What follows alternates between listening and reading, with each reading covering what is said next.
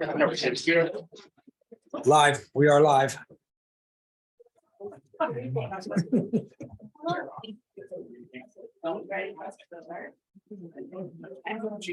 we're starting our last day. This is so sad.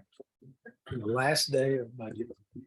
Okay. I bet we can come up with more if you're really that sad. Oh.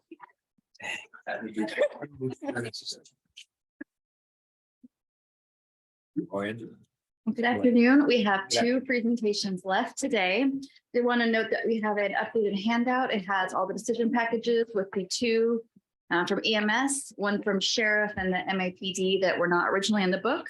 And on the final page, it does show you expenditures and FTEs by fund. With that, I'm going to hand it over to Lindsay for her CIP presentation. Woohoo! Well, Lynn and Lindsay. But I'm going to start it off. So first of all, I want to say I would like this to be the least formal presentation that we've had so far. It's going to be, hey now, it's going to be 2 hours. We have plenty of snacks over here. So please, as we're talking, anybody in the room, feel free to go grab a treat if you need something, if you're falling asleep. We're going to try it. If you can find bourbon, that's fine, as long as you share. This will get a lot more interesting a lot quicker. So with that said, today what we'll talk about is our tentative capital improvement program. We'll talk about how we got here, and then we will talk about the facilities and drainage portion. Then Lynn will come up and regale you with the road and bridge portion. And then I will come back up to talk about the financing portion. You have several handouts at your seat. I just want to quickly let you know what those are. First, you have the actual PowerPoint presentation. You have a document then that looks like this, which is facility and drainage on the front.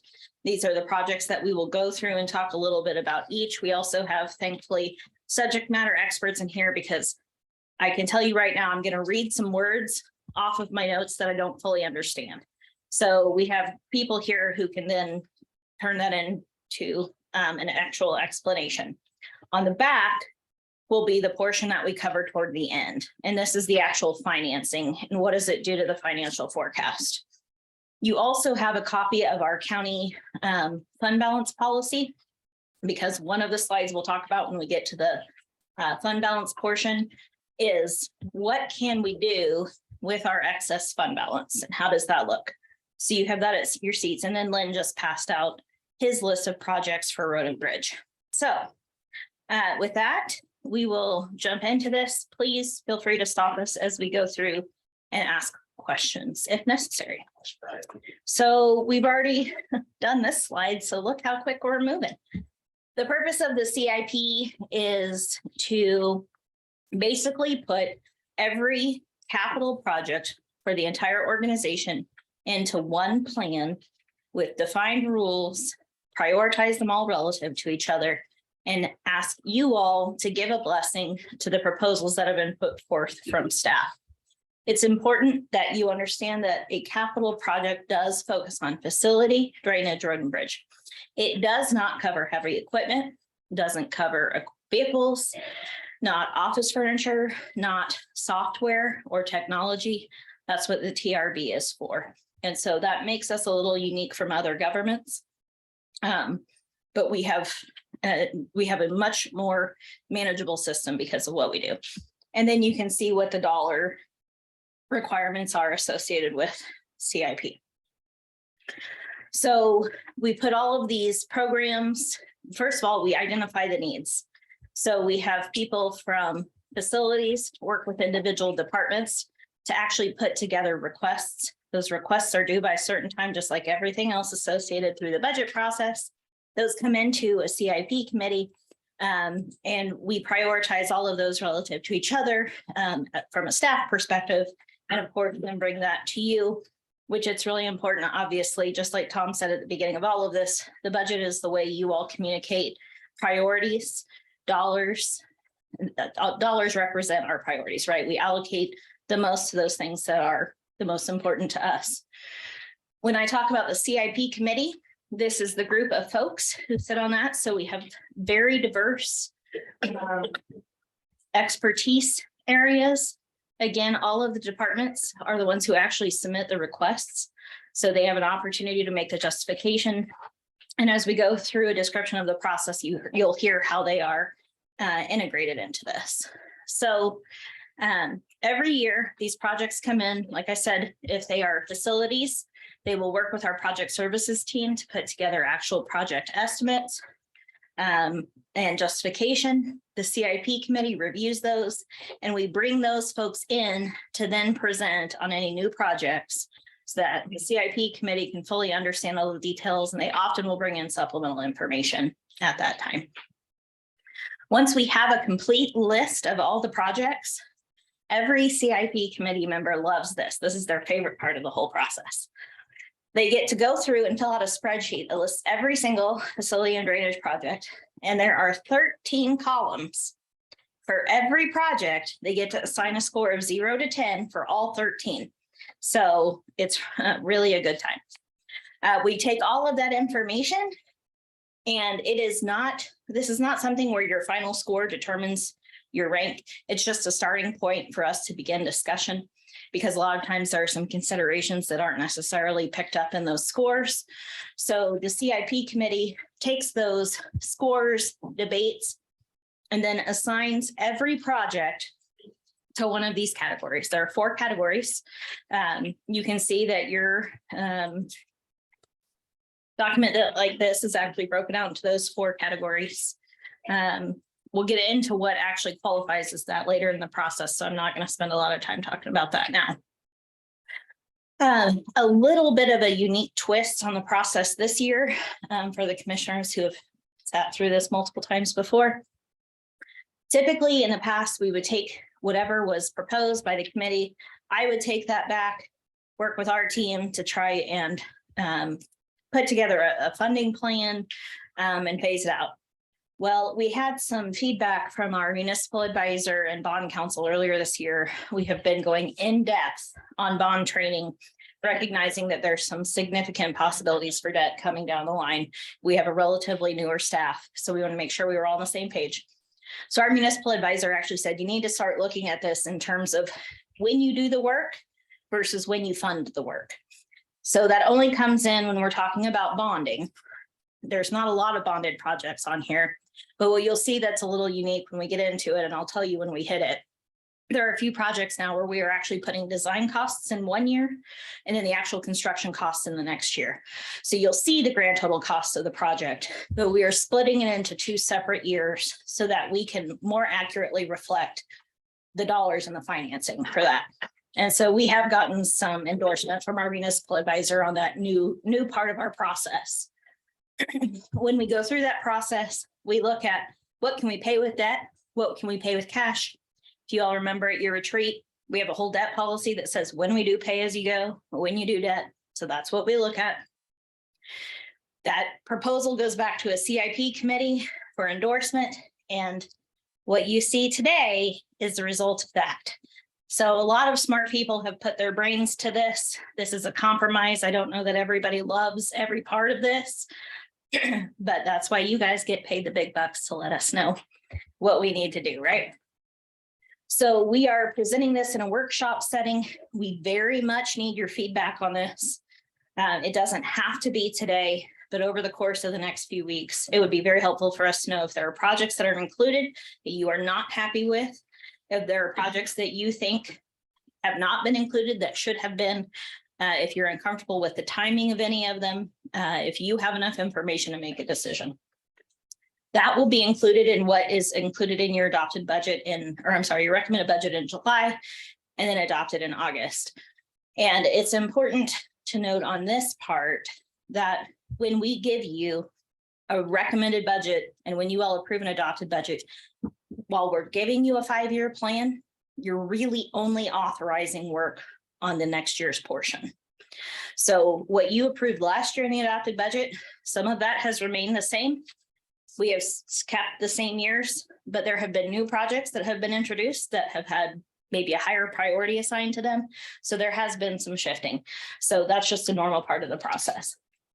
So now we'll get into the details. And this is where, again, I'm going to rely on my friends in the room to be on call. Now, this year you have some color coding assigned to the categories to try and quickly point you from what we're looking at on the slide to what you're looking at on your sheet. In the past, we've had some slides with pictures. I don't mean this to be offensive to any of my facility friends, but these aren't like the most exciting projects to have pictures of. So we've taken the pictures out. So now we have color coding instead. So this first part, the next 2 slides, we will look at the top section of your handout. So of course, every year we have the joint agreement that we have with the city of Wichita for flood control. You can see those dollars continue to go up over the life of the forecast. Work needs to be done. This is something that's actually accredited. And so it would be a loss potentially to all of our property taxpayers if the floodway was damaged and created any issues for them. So this continues to be one of our highest priorities as a CIP committee to make sure it's funded. Also within this section 1 category, we have the next few projects that are part of a preventive maintenance schedule. And so because there's an actual schedule that's been developed based on expert recommendation, we use this. So we have replacement of roofs and replacement of parking lots at various county facilities based on that analysis. And so even though, for example, parking lots doesn't have any money in 2024, because there is an actual established preventive maintenance schedule, we want to continue that as a category 1. You have heard Julie talk about the outdoor warning device replacement and new installments. Last year, you all had a pretty extensive briefing on our current sirens with birds' nests in them or water flowing through them and potentially impacting the electrical system. So for 2023, this was funded at half of the amount to try and mitigate the effect on the forecast. But we are now into fully funding the replacement costs. And so that's what you can see built in here is phasing that in. Yes, sir. But since you wanted a free flow of Yes, conversation, please. back to the replace roofs, is that insurance doesn't cover a roof replacement? It not without damage, We're just replacing them. right? It's just they've Preventative. lived their useful life. And so the projects that are included in this, ComCare Crisis, 905 for corrections, Claw Mill Yard, Ark Valley, Horseshoe Shelter at Sedgwick County Park, Andale Salt Building, East Yard Salt Dome, EMS Admin Building, the Fleet Flat Roofs, and Ronald Reagan. So we're getting a lot of roof out of this project. I just didn't know you replaced roofs unless they needed to be replaced. Well, and it's not, you know, they all have a useful life on them. And so we've come to that point. Folks have come out, I think on calls and our own staff have come and looked at those and said, Right. it's about time for those to be replaced or repaired. It just seems we don't do that in the private business world. We use wind insurance to replace roofs when they're damaged and need replaced. I don't understand why. I think that's probably how we do it here. I understand it, but that caught me off guard. We usually don't replace a roof unless it's damaged and need replaced. Well, and so our buildings are around for a very long time. And so they need some love every now and then. With regard to our insurance program, we are self-funded for insurance. Okay. So up to a certain amount. That makes sense. And we have a pretty hefty deductible for wind or hail damage. And then an That even larger makes more deductible sense. for more. So Okay. that's why we're paying for it the same way, one way or the other. Yes. Lindsay, if I can add on that, Please do. we had an engineer come out and look at those roofs and they phased that out for us. And what we will do is every year we will go out with an on-call vendor, a roofer, or someone to look at our parking lots and validate that. And we have pushed off roofs for several years out, as well as parking lots, as they come out and validated it, whether or not it needs to be done in that year that the engineer looked at it, or if we can push that out. So a lot of times we'll push out roofs and parking lots several years out. Lindsay, can you, on this self-insurance piece, if you had a $300,000 roof that got hailed out, for example, in the county, what would the county's share of that 300,000, even with storm damage, to Commissioner's point, what would our out-of-pocket be on something of that nature? So if we chose to use insurance on that, and Brent can correct me if I'm wrong, but I believe we're still at 100,000 if it's a wind or hail event. And then it can be all the way up to $500,000 if it got a lot of our buildings at once. That's helpful. Thank you. And that's how we get into the excitement with, you hear Brent or I talk during your quarterly reports about the ongoing effects of hail damage at the zoo, where a particularly specialized roof was damaged. We're actually getting materials from Europe. COVID completely disrupted it. So we're paying all of that out of our risk management fund. We have a pretty good deductible, but we'll get the bulk majority of that reimbursed through insurance Very programs. helpful. Thank you. Okay, so moving down, the main courthouse and historic courthouse public elevator upgrades. I'm sad Mr. Papoon isn't here for one last shot at this while Tanya's in the room. But what we know is that we need to modernize those elevators. And so what this project will do is modernize all 6 elevators in the main courthouse, plus the single one in the historic courthouse, and they will refresh the inside of those elevators. And so those recommendations, I think, came through the MABCD in order to make sure we were living up to those requirements as well. So this, as a result, has become a priority one, something that is fairly urgent. Facilities has worked to spread this out across multiple years in order to ease the impact to the financial forecast. Next is one that I know we have talked about ad nauseum over the years. Construction of an EMS garage facility for 1.7 million. You'll see on your document that we do anticipate to bond fund this. There is a Kansas regulation that says that there must be climate control for our ambulances, particularly related to what they house inside their ambulances. And so this is intended to be a facility that can store surge units in compliance with those state regulations. And there will be 6 bays. And I know we have some folks from EMS here who maybe can speak to the regulations, or Rusty, if you have any questions about that. We have put this off, I think, as long as the CIP committee felt like we could. We were actually dinged for it, I think, a year or 2 ago.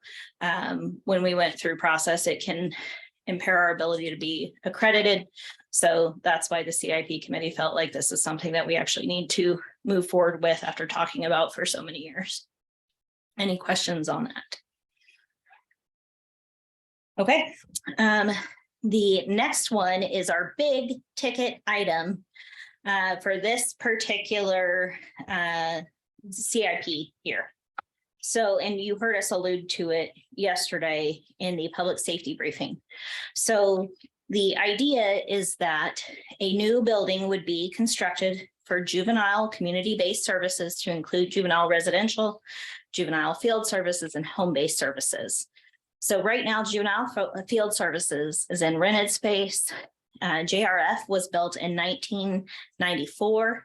And as we have heard, with all the staffing issues that corrections have suffered, it really doesn't accommodate flexible staffing. And so this would allow for that.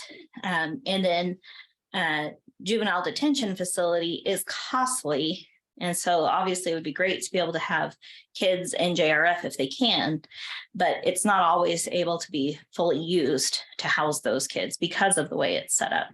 So the estimated cost that you'll see here, again, we have design costs in year 1, construction in year 2, was based on building at 50,000 square feet at about $360 per square foot. This is actually lower cost than a couple of facilities that have been constructed around the state in recent years. So while it's got a pretty good price tag, it actually looks like a pretty good deal relative to what others have seen. And as we just heard yesterday, also feeding into this, and Mario can speak to it if he wants, but juvenile residential actually also gave up 7 beds in their current space related to the evening reporting center. So I know they're struggling with their space issues and struggling with staffing.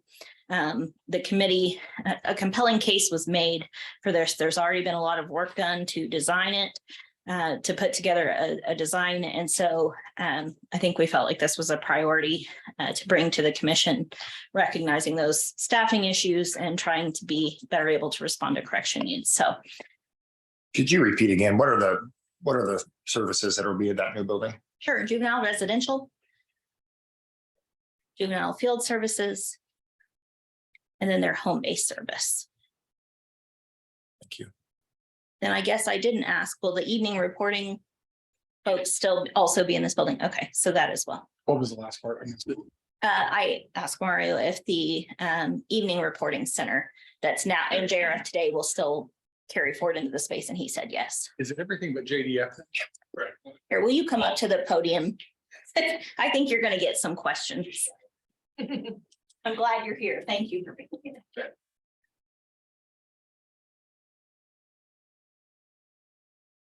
Good afternoon, Mario Salinas, Deputy Director for Juvenile Programs. This juvenile complex would house all juvenile programs except the juvenile detention facility. Currently, Juvenile Field Services had to vacate their previous location due to that space being used for something else with the landlord. So they downsized to another location we used, and we ended up displacing a bunch of adult programs, kind of smashing them into other existing adult programs. So right now, Juvenile Field Services is at a temporary location until the end of December 2024. This facility would be able to house all the juvenile programs. We'd have our evidence-based programming there, the evening reporting center. We'd have our juvenile residential facility there, and then the juvenile field services and home-based programming. So it'd be a one-stop shop, clients coming in to report, clients that are in a residential setting, they would be able to go to programming like they are now. The current location, JRF, like Lindsay said, was built almost 30 years ago. And I can tell you it's probably the lowest bidder. We've had a lot of maintenance, HVAC stuff going wrong with it. I'm sure facilities can tell you the nightmare that we've been dealing with it. I think it floods every 6 months, if not sooner than that. So it's just been a complete nightmare. And I know facilities, we don't want to keep putting money into that if we have a bigger plan later on down the road. And I know Commissioner Beatty, on the tour, you were able to see Juvenile Field Services being away from the programming. It's a huge hit because you already have these clients coming in to see their probation officers, and then they're not able to have that one-stop shop for the programming. They got to go drive across town to get that programming. So would this new facility be in the same location? yes. What do you plan to do with because JRF just cracked its doors back open a couple of days ago. So what's going to happen to that activity while this is being reconstructed? We would look to an alternative placement as a temporary site to house those JRF residents. That way we don't interrupt any programming. And then hopefully some space opens up from the juvenile side where we can hopefully move some programming around and staff around. So when we got displaced in the space at the Harry Street Mall, is that when this plan was crafted at that point? And were we planning to do this before? Was this a plan prior to that? This was planned as a consequence of that. I would say that prior to us getting displaced from Harry Street, there was a CIP that was submitted 3 years ago. It was $1.5 million, $2 million to do some basic renovations to the existing JRF facility just to try to make it more functional. And then as the displacement occurred down at Harry Street, we pulled that one back, trying to do that basic renovation wasn't going to help anything. And there's no point in putting that type of money into that facility, as old as it is, and the fact that it wasn't going to fix our problem. So at that point, they regrouped and they sat down with an architect and did a space analysis and came up with something that would work to house all of those programs down by JDF, down on that campus. We would demolish the existing building, the existing JRF building, the gym and all that stuff, and then reconstruct on that site so that everything would be located at the juvenile court, juvenile field services and residents, and then JDF would all be on one campus. So I don't consider it to be a 30-year-old facility to be that old. I heard you say it's flooding, but do we know the cause of the flooding? We have anything else? I mean, raising the building and rebuilding on the same site, obviously is an expensive solution, obviously solves the problem, but has anybody looked at trying to repair the problems at that site and just, I've never heard a report. No one's ever given me a report about what it would take to fix the problems at that site.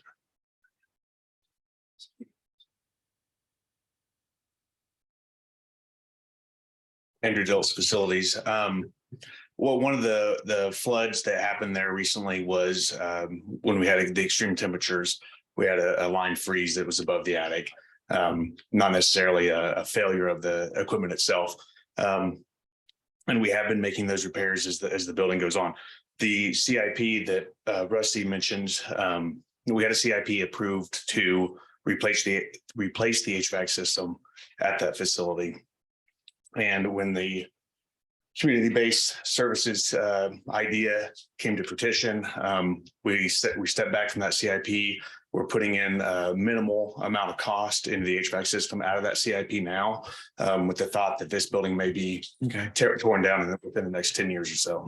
Maybe I missed it, but were the commissioners briefed on this plan to replace this building at some point recently? Yes. Steve Stonehouse briefed you on, I can't remember what that was for. I believe it was a CIP briefing, was it not? Yeah, there was a, I'm sorry, I'm getting confused with the different building. I can't remember when Steve Stonehouse came. CIP committee. I don't know if he briefed the commission. So I don't know that I've heard that before, and again, maybe I forgot, but Maybe it was a CIP committee. I can't Well, remember. and this was a new project that was entered this year in the CIP system. It's not something that's been funded before, but we have, to Rusty's point, there have been multiple CIP projects to go in and try and make repairs or to do aesthetic updates over the years. And so we can compile a history of that if that's helpful. But I think where we are is there's enough operational changes and staffing shortages that we don't necessarily see being 100% resolved in the future. I think there are opportunities to make improvements to allow for things to come out of grant, out of leased space into one space. Opportunities for efficiencies with staff. And then obviously, if we have a building, it's a 24/7 facility. I get your point that it's 30 years old and that doesn't seem maybe that old, but these kids are hard on that space. We know that. It's a 24/7 operation and it's just not serving seats. So does it make sense to continue to try and invest money and invest in a building that's maybe not working in its most ideal and efficient manner? Or does it make sense to try and invest in something that can, I guess, move us down the road at the same time?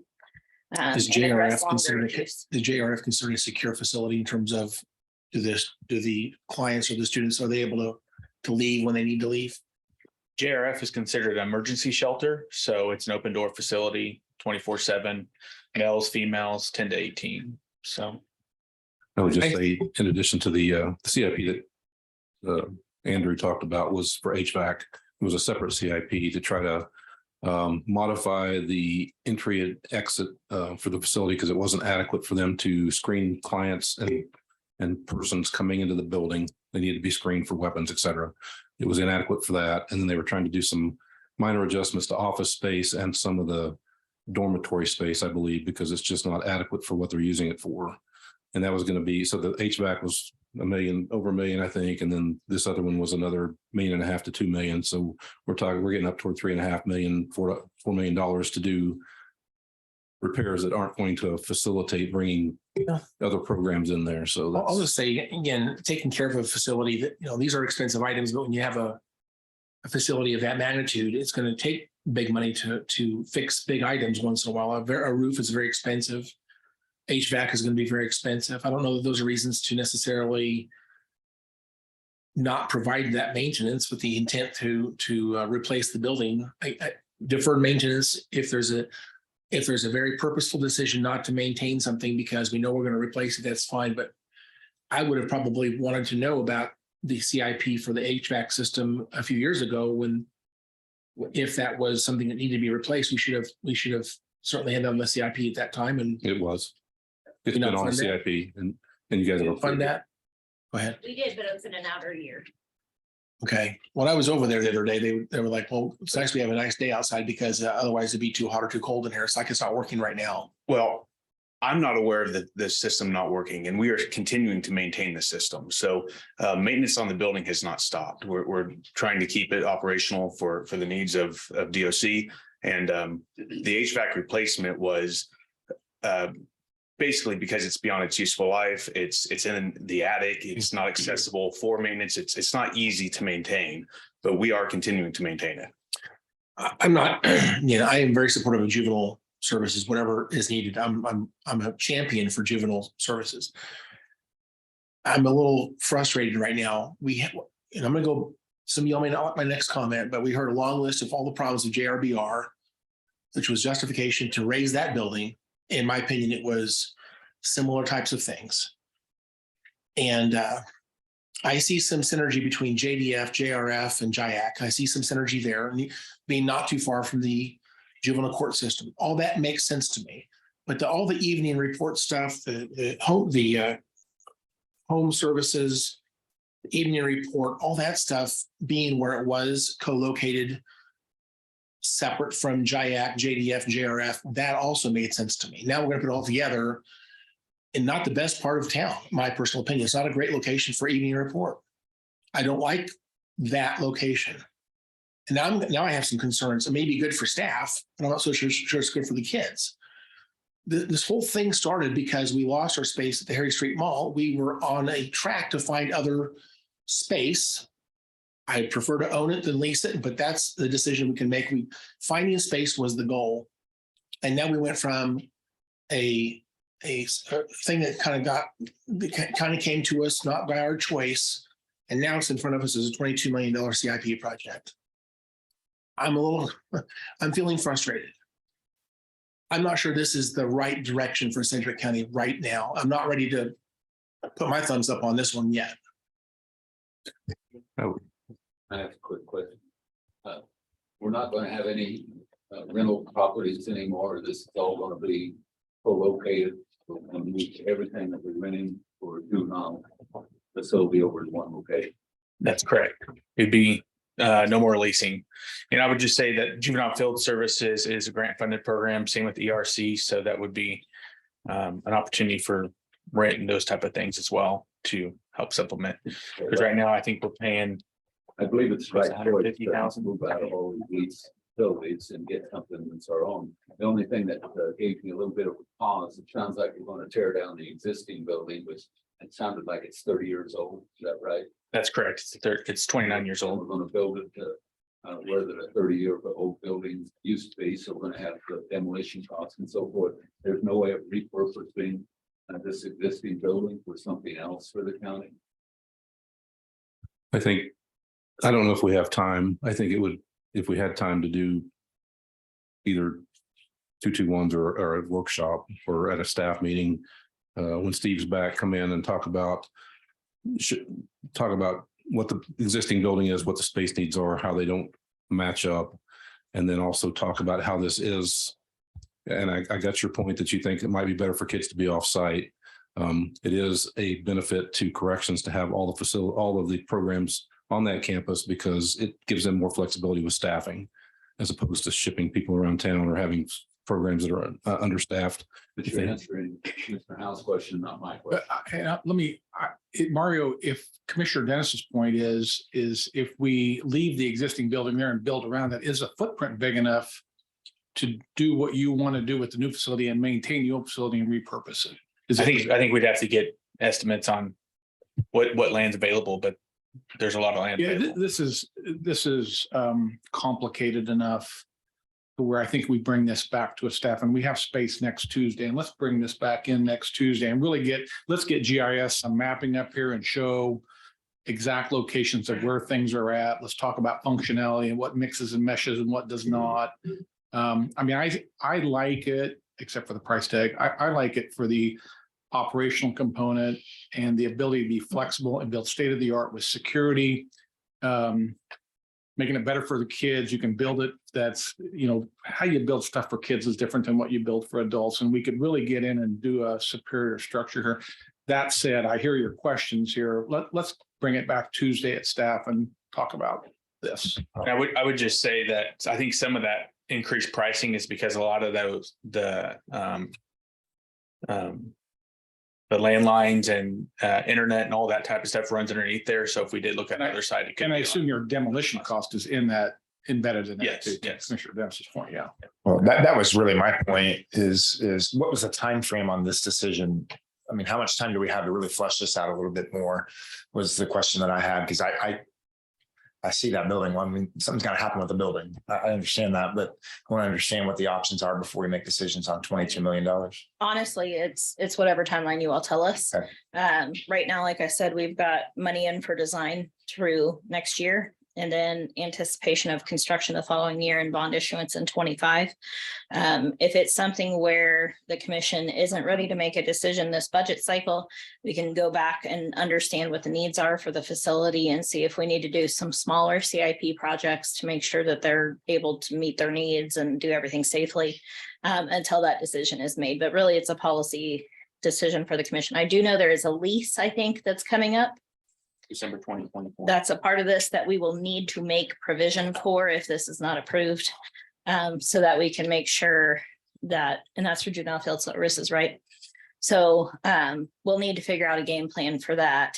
But I don't know if that should be the only reason that we push you all to make a decision on this right now. From my seat, we got to do something at TRF in particular.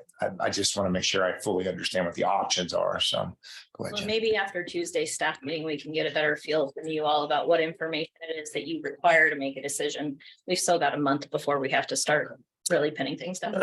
Anecdotally, when I have visited that building, I would totally agree that the building's not where it needs to be. It needs to be fixed or something.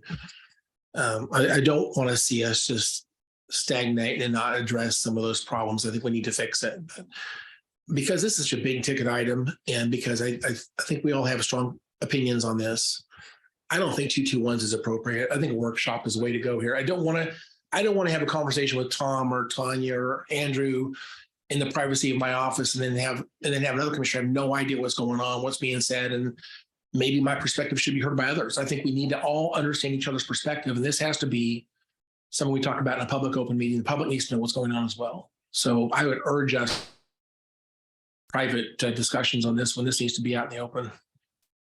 Thank you. Thank you for bailing me out. Okay, well, we'll look forward to having this discussion on Tuesday. Well, the good news is we've got the worst one out of, or at least the biggest ticket item out of the way. So, yes, sir. Well, I wanted to go back to one that Okay. on EMS, the garage facility. Maybe I just missed it. The need there from my tours, there is a significant need, and I want to make sure we fully understand what the need is. Could you go into what that need is and why we need a new garage facility? Sure. So, well, we don't have a garage facility now. There's the one. That's just for Yeah. EMS. So over the years, there have been a single regulation that is out that says that I believe mostly for the maintenance of the drugs and keeping everything safe within and all of the equipment calibrated. They have to have climate controlled space. Right. And that'll come up later in the conversation today too. So we have actually been dinged for not having our spare ambulances have a place to be that is climate controlled. And that is a part of accreditation as well as ensuring that we're compliant with that. And so over the years, this isn't a new regulation. It's something that we've known about for some time, but it has never really been a priority. But recently we were actually dinged for it through, I don't know if it was an accreditation review or an audit. But it made it so that it needed to be a priority. And so I believe it's 50 degrees is the minimum temperature that we make sure that our ambulances are stored at and inside, right? Not just sitting out in Stillwell. They need to be in this facility in a climate controlled space. And this is where we would put our surplus ambulances and basically make sure that they are where they're supposed to be and temperature controlled. And would be delighted if my EMS friends would like to come and add anything to that jumbled explanation. No. At least coming up, you said that was a 6 bay. Yes. Well, we have a lot more than 6 extra ambulances. When we have, Did you? Okay, so then. correct me. I may be wrong, I thought we'd updated it. Because it's been on the CIP for a while, and I thought the last CIP we had updated it to 8 bays. Okay, I'll confirm but that while you I'm talk not- about. yeah. So yeah, it is a regulation, and we have every time the Board of EMS comes and does their annual inspection. They do tell us, we try to find space when they're coming to put the ambulances, but when they do spot inspections, they see them out, and they haven't yet fined us for that, but we are subject to fines from the Board of EMS for having our ambulances not following this regulation. And she is correct. They're supposed to be in a completely enclosed building with a concrete floor, maintained at no less than 50 degrees Fahrenheit. Ensure that the building is kept clean and adequate lighting, and operators shall store all supplies and equipment in a clean and safe manner. So that is the reason for the need of a garage facility that we store our ambulances in. and whose regulation is this? That's the Board of EMS. And they have the authority to fine the county for non-compliance. That's correct. If our drugs are sensitive drugs or equipment are not on the ambulance when it's not in that environment.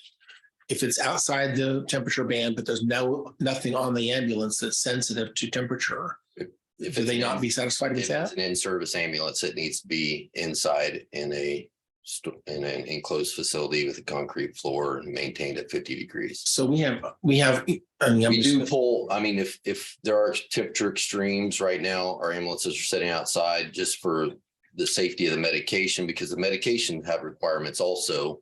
And I got Paul Gibson here with me, the logistics chief, that can probably speak to that a little bit better. But we do, if we know there's going to be temperature extremes, things like that, we do take those medications off of the ambulances and bring them in to the garage facility, even though the ambulances are setting out. But that's a total different, that's just for the safety of those medications, and not having to throw away and waste those medications if they're left out in those extremes. So.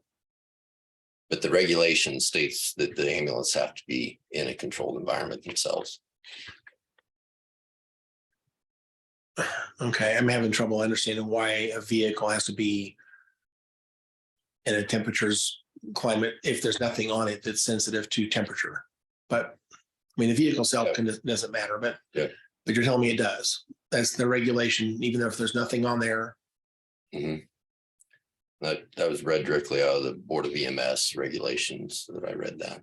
Can we ask them a clarifying question? I mean, if with the understanding that any sensitive equipment or drugs are taken off the ambulance, that the vehicle itself must be in a temperature controlled environment. Well, again, so right now our maximum is 21 ambulances on the street. We actually, I know there's probably a couple in fleet being repaired. But we actually probably have 8 surplus ambulances, more than that, I'm guessing. Right now, actually. not 9 or 10 So what do you do in that case? right now. Well, I'm gonna say we have 10, but we also have more coming in. So I guess my point is, if you have, Well, the ones that are coming in are replacing, we're not adding ambulances to the fleet. The ones that are coming in, the other 5 that are due come in sometime whenever we get chassis and they get here, those are replacing ambulances that are going out of service. We did ask for in the grant for additional ambulances, and that is to expand our fleet to eventually hopefully get more resources on the street to get up to the 21 or 23 that it's needed on our frontline trucks. let me reverse my question. In the middle of the night, your minimum number, let's just say right now is 13. Mhm. And 13, it sounds like we have about 30 ambulances. Roughly 30. And there's 13 on the street, and there's 8 in this facility. That leaves 9 out there somewhere else that are not in this facility, that are not being utilized right now. What are those 9? Those 6, we actually have 19 during peak hours right now. I'm talking about middle of the night, 2:00 in the morning, you have 13 So- ambulances on the street. And we normally have 19, those extra 6 ambulances that are just in operation during the day that aren't, they're at a facility at night. They're stored at a post, the same post that those folks go Okay. to and are operating out of during their shift, they're stored in those posts. These are extra trucks that are maintained for when trucks go out of service, for maintenance, for vehicle accidents, things like that. These are the ambulances we're talking about, the ones that are surge ambulances. We also have 4 surge ambulances that we could stock up at any point. It's like today, if we get severe weather and we have damage, we have equipment and things ready to go to and get 4 ambulances staffed immediately. So these are the trucks that are not in service, but are ready to go at any moment if the need be. Does that have to be centrally located in the county? That would be preferable, because these are ambulances that if somebody has to come in to switch out an ambulance, they're bringing them down to our facility where the maintenance and everything is taking place. Switching out those vehicles are there. It would be an operational mess to have to go to a facility that's somewhere way out of the county, and then that vehicle has to somehow get to Stillwell. I don't know if this is an easy question. How many bays we have posts around the county with extra bays here and there? How many empty spaces do we have amongst posts that are not being utilized? Maybe someone will We keep did that a question study. later. We have one maybe that has nothing in it. Well, for example, okay. Because even the 2 posts, 2 garage bays that we have at some of our posts, some of those have the units in there that are surge units that are only on duty for 12 hours. We also have what are our Polaris, our Gator, things like that have to be inside stored in those garages also. They're being utilized for EMS vehicles. Thank you. Any other questions? Thank you. And I can confirm it's 8 in the documentation that was submitted. I missed that when I updated my notes. My apologies for that. Just And- clarity, Lindsay, is the number up there reflective of the 8 bay? Yes. Yes, I just missed the description in my notes. And in, let's see, November 17th, 2020 is when the Kansas Board of EMS found EMS non-compliant regarding the requirement to submit a mitigation plan to come up with a solution. So that's where I say that we have that in it. One of the things that I think is interesting in the notes is that it could compromise the department's ambulance service permit if we don't have a mitigation plan and if we don't get this done. And he is right. He read that word for word, what's in the regulation. So that's why, again, the CIP committee felt like this is a worthwhile expenditure related to that regulation and the risk. Okay, last one on this slide is the adult detention facility domestic water heater replacement. So there's actually 6 water heaters in the adult detention facility that would be updated through this. 2 of those are from 1997. 2 are from 2009, one's from 2005 and one's from 2012. They run the kitchen, the laundry, and then 4 for inmates for showers and restrooms throughout the rest of the facility. So this is also something that is phased out over time related to the replacement of those 6 water heaters. So any questions on that? Okay. Our second slide for category 1. And so again, the totals that you'll see here reflect slides 1 and 2 combined. The adult detention facility dishwasher exhaust duct. So right now it has numerous holes.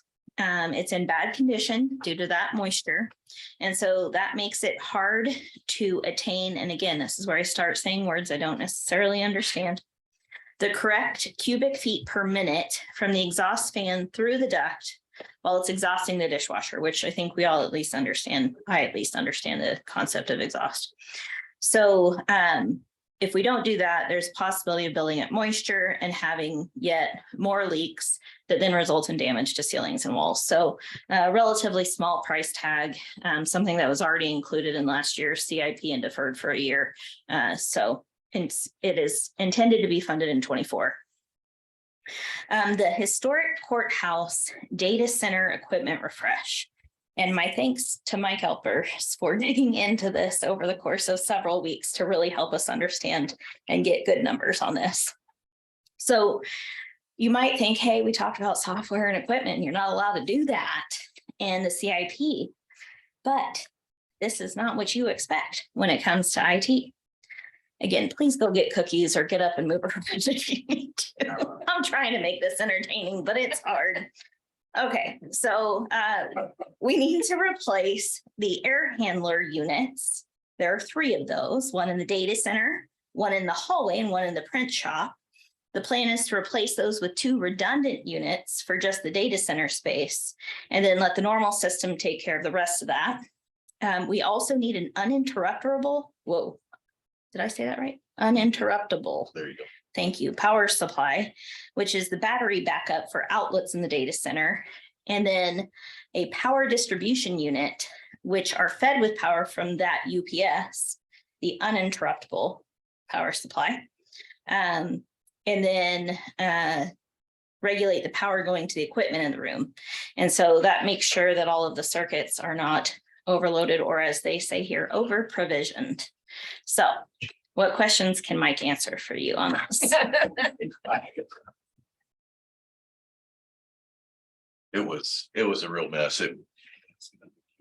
Oh yeah, you need a mic.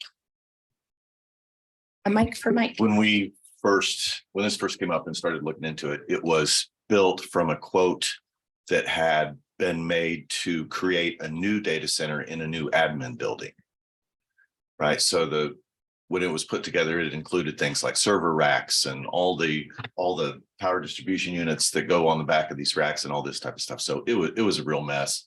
But we work with a local Liebert dealership, and they did all the legwork. They met with us and we detailed out exactly what we needed. They are the ones that perform the service on this equipment nowadays. So they told us we split it out over 2 years instead of just being in 1 year, and told us what was most important to get fixed immediately and what could wait a year. So, but they are definitely old. Back when I used to manage the infrastructure, which was about 8-9 years ago, they were old back then.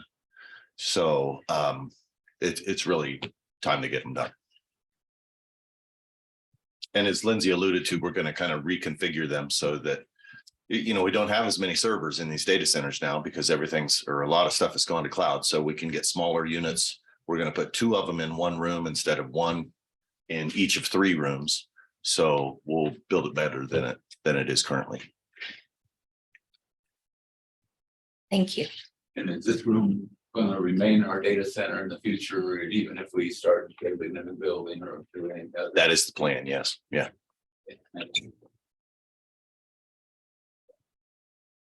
Thank you, Mike. Okay, so the next one I understand. Red brick east restroom renovation. You may recall that we did that this year for the west restroom. So they're 40 years old. They're not ADA compliant. They're in rough shape. We do have a tremendous increase in the amount of users at parks, as Tim mentioned during his budget presentation. And so the goal is to bring this up to just a kind of a basic, clean, safe standard. So that is why it was included in last year's CIP for 2024. And so the CIP committee chose to recommend leaving it there. Next is the Public Works Salt Storage Building. Again, this is one where we have a slight difference in how we present information now. This is one that we also proposed to bond fund. And so we have the design cost in year 1 and construction in year 2. It's basically right now just a small wooden structure that sits on an asphalt mat. It has been in service over 30 years, and I think they have done just about everything they can to rehab and repair that thing over the years. What they are suggesting to replace it with is a large steel framed fabric structure similar to what we already have at the north and west yards. And so Public Works notes that a new building will be safer to operate in and provide greater capacity for storage, eliminating the need to restock in the middle of snow operations. And this is another one that has been in the CIP for a while again, and this is one that the CIP committee voted to maintain where it is in the plan. And then finally, I know this one has been on several radars of the commissioners. So the floating docks at Sedgwick County Park, the goal would be to replace one of those in each year of the next 3 years. There have been multiple complaints about that over time. And so the idea is to replace them with modern aluminum docks that would have a 50-year life expectancy. And so the first year of that replacement phase in would start next year. So those are all of the what we consider category 1 projects. Again, preventive maintenance are just the highest priority. You can see the grand totals across all of the years. Again, that year 2 total of 25 million. The majority of that is because of that juvenile community-based building that we will talk about at your staff meeting next Tuesday.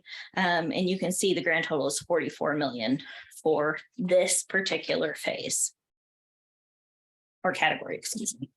So moving to your blue slides, and so therefore on your handout, the middle section here. Again, we'll cover 2 slides with the grand totals on the next slide. For this first one, which would be funded in 2025, the idea is to replace a comfort heater boiler, which was put in 1987. A pump station, a domestic hot water heater that was put in 2017 with a hot water storage tank in 2006, and then also the recirculating pumps. And so basically this system is what's needed to regulate the temperatures in that 24/7 facility. We know after we've heard from the sheriff about his concerns about out of county housing, we want to be able to utilize that facility fully.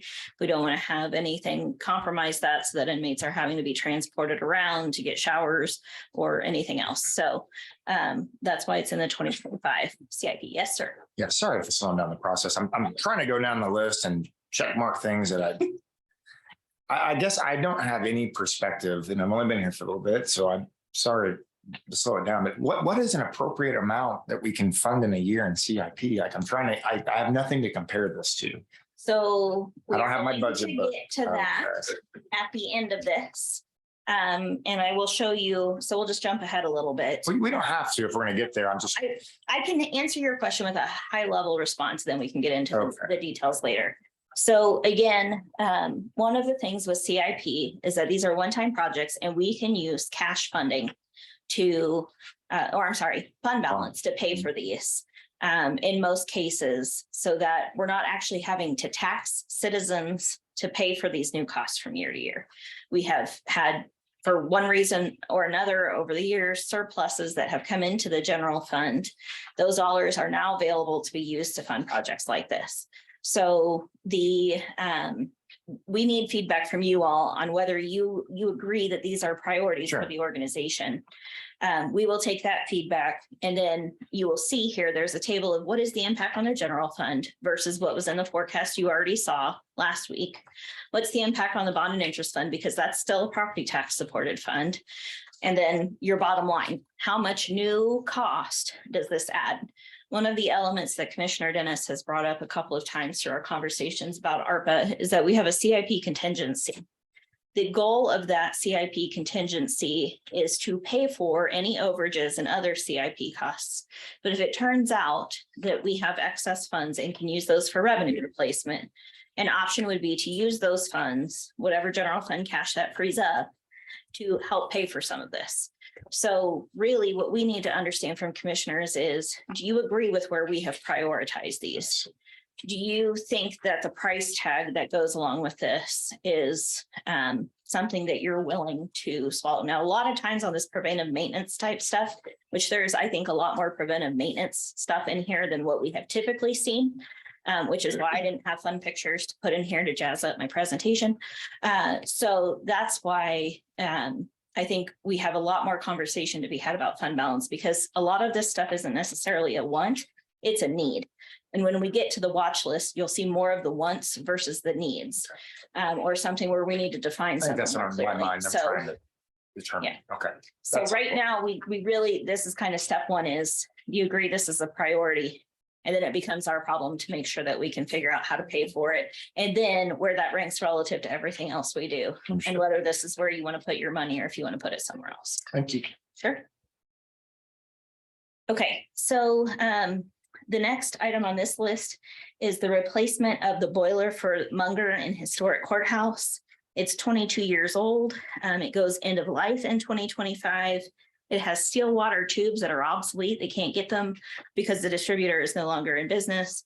So something where a critical failure results in a pretty heavy impact to the users in those buildings. So decent price tag, but again, the longer we wait, the more expensive it gets. We have one boiler that's feeding both the historic courthouse and Munger. Yes. That's interesting. And what's in Munger today? I don't even know. Since IT moved out, what do we have there? It's vacant. It's vacant. Do we have plans for that? Not at the moment. We're still thinking through space, utilization of it, but not at the moment. Okay, thank you. Mhm. Okay. The next item is another one where I start using words I don't know. The power factor correction at the adult detention facility, main courthouse, and historic courthouse. So this aims to improve power quality, and basically it will save us money, which is fantastic. So it reduces the load on the electrical distribution system and reduces electricity charges. I think more importantly, it decreases the likelihood of instability and failure of equipment. Obviously, as the court system is in there now, I think it's even more critical when it just was us and them. We are charged a penalty actually for power factors under 90%. The last time I have numbers in my notes, and you can tell me if anything has changed, adult detention facility was at 85%, so that's a penalty. Main courthouse was at 87%, so that's a penalty. And historic courthouse was actually at 82%, so also a penalty. So this would bring all of those facilities to at least 90% and reduce those penalty charges, in addition to ensuring that stability. Next is the main courthouse perimeter security. Basically, it would put up bollards or something along those lines to have a system that would stop vehicle access to the front of that courthouse in order to prevent a vehicle from accidentally or intentionally penetrating that courthouse lobby. Next is EMS access control for 18 facilities. So basically, card activated lock and access system for walk-in doors on all of the EMS facility entrances. And then that would provide connectivity to control access credentials individually or globally. So just enhances the security for those posts. Next is renovation of the Cottonwood shelter. This is another one that has been on the list for years, I think maybe even since I've been in this position. And it has finally made its way to the top of the list where we feel like it's time to do something with this. Basically, it would convert the old bait shop into a usable and rentable shelter that would have restrooms, a kitchen, and a meeting room. So also something that could then be a revenue generator. What have I missed? I asked if it was Sedgwick County Park. Oh, yes, it is. I'm sorry. Yes, SCP Sedgwick County Park. I apologize. I should have clarified that. And LAP is Lake Afton Park. Should have explained my acronyms at the beginning. Yes, they are. Okay, Lake Afton Playground. This is the playground structure that's missing a component. And again, it's a situation where a manufacturer isn't in business anymore, so there's no replacement parts. It's usable, but not as usable as it could be. And the new project would be ADA compliant. And again, as we have more users at these parks, something that we want to go ahead and invest in. So again, a project that has been on the list for a long time. And we have opted to leave it where it was in last year's budget. Okay, moving to our next slide, replacement of EMS post 1. Bless you. This is the post that is adjacent to the old Riverside Hospital. It's, I don't know if it's currently owned by Very Christie Health. I think it got sold. We don't really know. But basically, because we don't really know, that puts us in a tenuous position.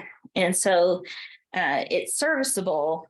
It's had a few recent repairs, but the department has asked to get something that's a little more stable that we can rely on. There's some conversations about maybe trying to utilize some land that's available around the facility, but I know EMS has a desire to move a little more north, if I recall correctly, into that service area. So this is another project that has been on the list, and this is proposed to be funded in 2026 with bond funding. Another EMS project is video surveillance for the 17 posts. And so that would allow them to basically plug into the existing surveillance system that we have all seen at the main courthouse. It would help them address vandalism and theft. And again, more importantly, provide some safety and security for those staff who are at those facilities. Next on the list, another EMS project. This is HVAC at multiple EMS facilities. So I believe Andrew had an on-call HVAC person go and kind of look at all of this. This was a request that came out of EMS and then dug in a little more to understand the details. What this is the budget number for replacing 5. And again, somebody's going to have to say what this means. Complete split system condensers, furnaces, and evaporator coils at posts 2, 4, and 6. Relatively small dollars, but again, still enough to qualify as a CIP project. Next is another one that we've heard about the last year or two. This is at the extension facility. The request is to basically make updates to that facility, which we are responsible for maintaining and providing to them. And so this would address the finishes in the 4-H hallway and also the public restrooms, because all of that was built in 1993. So we'll update the finishes and provide efficient water and lighting fixtures. And so you can see this is another one that's phased out over several years to try and mitigate the impact on the forecast. The next one is for Public Works. It's an open face vehicle storage building. It'll be at 3 yards, one at Andale, one at Clonmel, and one at the North Yard. And so it will allow them to store their vehicles, which will extend the life expectancy, good grief, on those vehicles by sheltering them from the elements. The next one is another one that has been on this list for years and years, and that is replacement of 4 gazebos at Sedgwick County Park. They're currently just along a path and they are non-repairable. And so again, trying to maintain a focus on the parks with the folks who are using it. I also think Tim has said in the past that having these on a list could allow us to pursue some grant opportunities, whereas if they're not on a list, that doesn't become, it hurts us from doing that. So certainly something that's also on the radar for us. And then Commissioner Howell's, I'm pretty sure, favorite CIP project. You can see it's finally moved out of category 3. It's in category 2 now. Congratulations. And so what this would do is add potable water to 42 campsites. So it's not replacing, it's adding. It would be on the west side of Lake Afton. Right now, only 16 of the 220 electrical campsites also have water hookups. So this would increase that number to 58. Again, a nice amenity for those folks who are at our parks. So you can see the grand totals for this are much less than the totals in category 1. Okay, we ready to keep going? No, I have a couple of questions. Hit me. What was the cost for the post 15? That was the North Web. 1.8? That's including the land though. Yes, What was the building? 1.5, I believe, because the land I don't was think not that's that right. I think it's expensive. about 800. No, I'm sorry. The land was I 600,000. think it was 800,000 for the building. Which post? 15. Post out on 15 West. North Web. No, the land was 200,000 and the post build was million? That's about right. We're throwing out a lot of numbers. Yeah, we sure are. I want to be specific. We'll look it up. Just look that up and get back to you. Okay, is that post become, Something is that you post could become go a with. problem or anything? Have we had any trouble with that post? Because No, not at all. That's what we're hoping to pattern these future. Yeah. Well, That. I'm bringing it because that's actually not a brick and mortar building. It's true. It's intentionally not to be a brick and mortar. It's not designed to last 100 years. The quarterly report, CIP. And it's a sexy looking, fantastic, beautiful building. Oh. Oh. I was wrong. No. You do that every day now. You know. It's a beautiful building. Go Yeah, ahead. Paul Gibson with EMS. We actually went with a pre-engineered Yeah. metal structure to save money. We did it as it's kind of challenge to us. I think the commission came back and challenged us to try to save money on it. So we went away from the brick and mortar, went with the pre-engineered metal building with a brick facade. And we saved a little over $200,000 in construction costs or estimates. So I don't think that's the right number. I'll go back and review what we actually spent, you know? Question with that? I mean, are you? No, because post one's gonna cost 2.1. Again, I don't know how much that's land, but we said you want to move it a little bit. Go ahead. Let me speak to that. That number that you see there would be based on that building with inflation going out that many years. Does that make sense? Potentially, I guess I'd like to know what's being proposed here. Is this a building like post 15? But Okay. every building that we do EMS from now on is based on that post with inflation. And Rusty just piped in, he said that's including land as well. So you have to understand that's including inflation, land and all of that, but it's based on that post, that EMS post 15. Okay, and I was so focused on that question, I may have missed the answer to this next question. The open storage is for which vehicles and how many bays? Public Let Works. Lynn speak to that. Those This is are, Public Works. I see it now, but okay. Yes. those are three different buildings.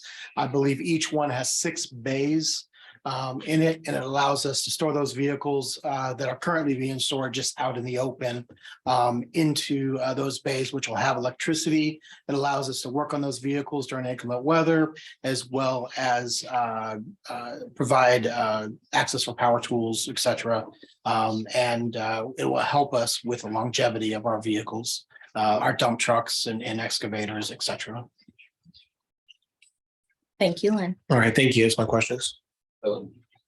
Just based on your answer, because it was briefed as an open face building. And now you're saying that we can work inside it and Well, it is. It's 3-sided. The front side is open, but it does allow us to get in there and more comfortably work during inclement weather versus having those vehicles. Usually during inclement weather, we have to pull vehicles around one by one and get access and get them into a building or into shelter. This would allow them to already, some of the vehicles at least, to be already parked in bays and ready to go. point below zero and count working in that. There are limits, yeah.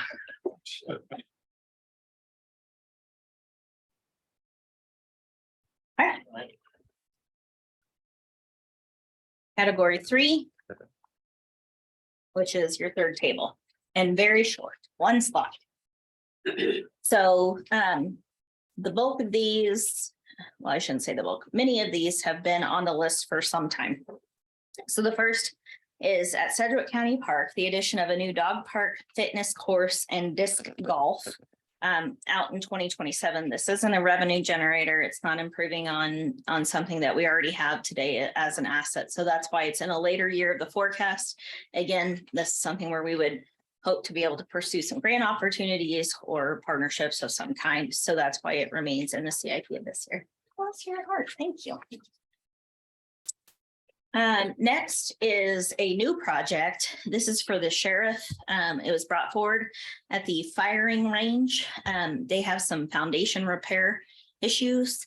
It has been this way for some time, so we're not necessarily sure that there's major urgency, again, trying to mitigate the impact of the forecast, but it is something that does need to be addressed.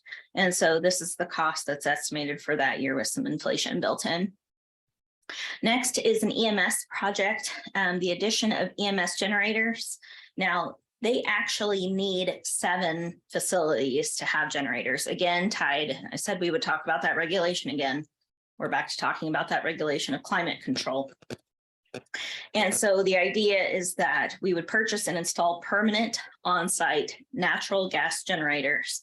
So that if the power ever goes down at those sites, they're still able to maintain the temperature control, and staff are still able to have usable space should the power go out. So like I said, they want 7. This is a 3-year phase-in. So this would take out 4 of the 7 in this period. We would have the final 3 built into the 2029 CIP. Yes, sir. So how often does power go out? Have we had any history of power outages that we can reflect on? I know that they have had a few over the years. What's the worst one? How many hours was it? A few days is what I recalled coming up during the presentation. Paul, do you want to come speak to that? Pretty, please. All right. I believe our worst case scenario was, I believe 2004, we had the ice storm that went through Wichita. Several of our posts were out of power from 3 to 5 days at that time. And again, so the facility is going to hold 8 ambulances, and that's also going to have emergency power, isn't it? Correct. And I believe that is on the 20, it's either on the next line item with the building 1 renovation or the EMS administration building renovations, or the 2029 generator. I don't know if this is even an option or not, but as rarely as this happens, and I only say this because I've ridden around with these emergency vehicles in the past, and when they go places, a lot of times they sit idle while they're waiting for crew to get back to the truck or whatever. These things are designed to idle for very long periods of time. In the really rare instance we have power out at a post, why don't we just let it idle and provide its own HVAC without having to pay for building generators to do this? Why not just let the vehicle do it itself? Well, it's also to maintain the structure as well. If the crew still has to come back to a centralized location, their post or where they're dispatched from, to be able to do their ticket work and things like that. If they can't do that at that facility or site, then they'll have to relocate to someplace else, which takes them out of their call area. I don't understand. If they park that ambulance right outside their post and they're doing their paperwork, and the ambulance is running, keeping itself climate controlled. But if the facility has no power, then they can't do their ticket work. They can't operate. They're functioning inside the truck for 24 hours. I see. They still have to be able to have a living quarters to where they can go into, like I said, do their paperwork, maintain their workload. So it's about the computers and that type of thing more than Well, and also the ambulances, just because they can be outside idling. Not all the times are the trucks outside a post or idling at all times. When they're not, we ideally want them inside plugged into shore power. And again, I'm not suggesting we want them idling all the time. I'm saying in the rare instance that you said the last time this happened for several days was nearly 2 decades ago. Correct. So it's a pretty rare situation, especially to be community wide. It's very, very unusual. We had the tornado in South Wichita in what was it, 2014, that took power out for a big section of Wichita. I mean, we weren't affected by it, but it could be a situation where one of our facilities could be affected by that. Okay, I'm not sold on this one, but okay, we can think about it. Thank you. Thank you.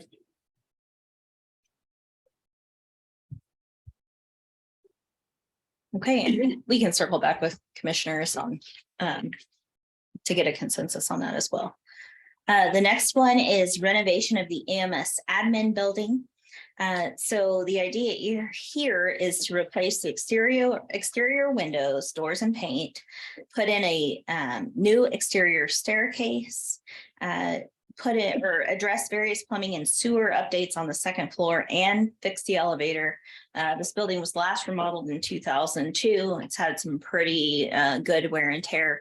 So just trying to bring it back up to professional standards, especially related to our staff who are working in that building and any public who might come in. Next on the list, these last two have been on the CIP for a long time. First is Boundless Playscape rubber base replacement. Now we had a community group, I believe, that was able to help us get some repairs or renovation. Okay, Tim's looking at me like I've lost my mind, so I'm gonna let him speak. Hopefully next week, we will have a resurfacing project that's going to cost about $200,000. And we got about 40% of that funded by the state through a grant, reusable tire grant Yes, fund. that's right. Thank you. And so that resurfacing allows us to extend the life out to 2028 for replacement. So Thank you. Sorry. Okay, the final project that is funded through this CIP is space development out at JRBR at Lake Afton Park. The idea would be just to basically create usable parkland. So the plan includes adding a vault type toilet, a fitness trail course, and a disc golf course. And so again, this is one that has been on forever. The CIP committee did vote to continue to put it on the very last year of the plan. Yes, sir. Since we're developing park space, we've talked about Northeast Park a little bit. Mhm.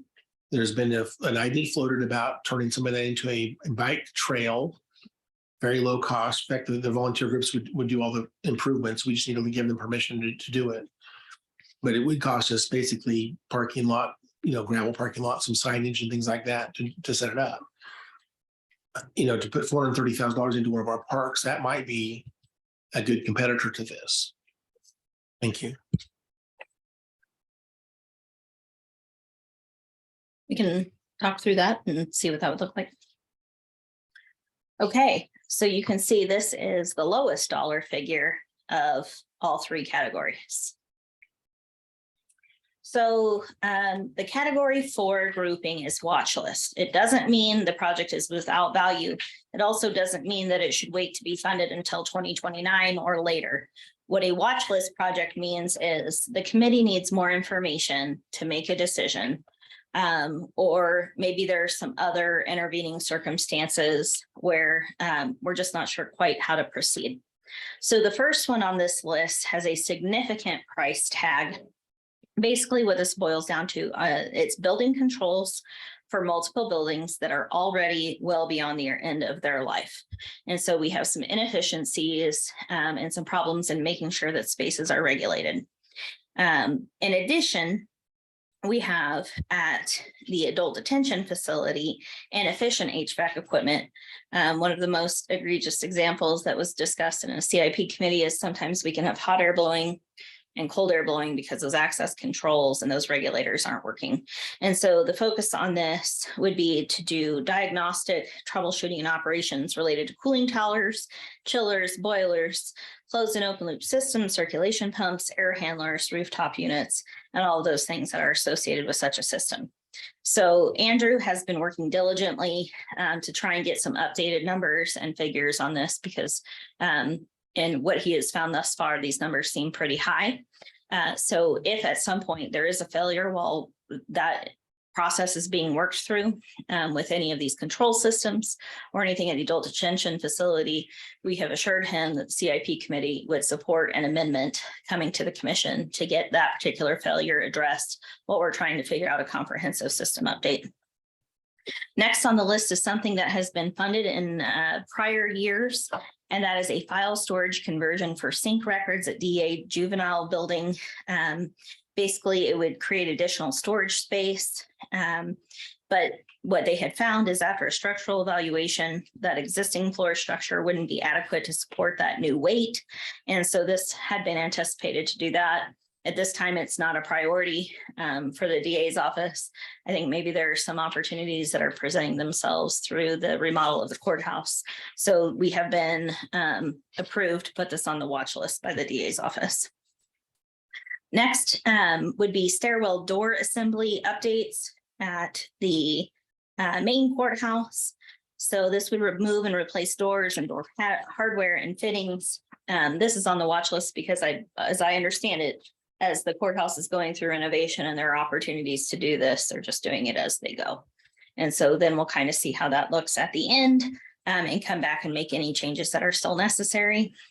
This next one with a big price tag, the 5.6 million, is a request from district court to basically bring the rest of the main courthouse basically up to the same standards to this newly renovated space.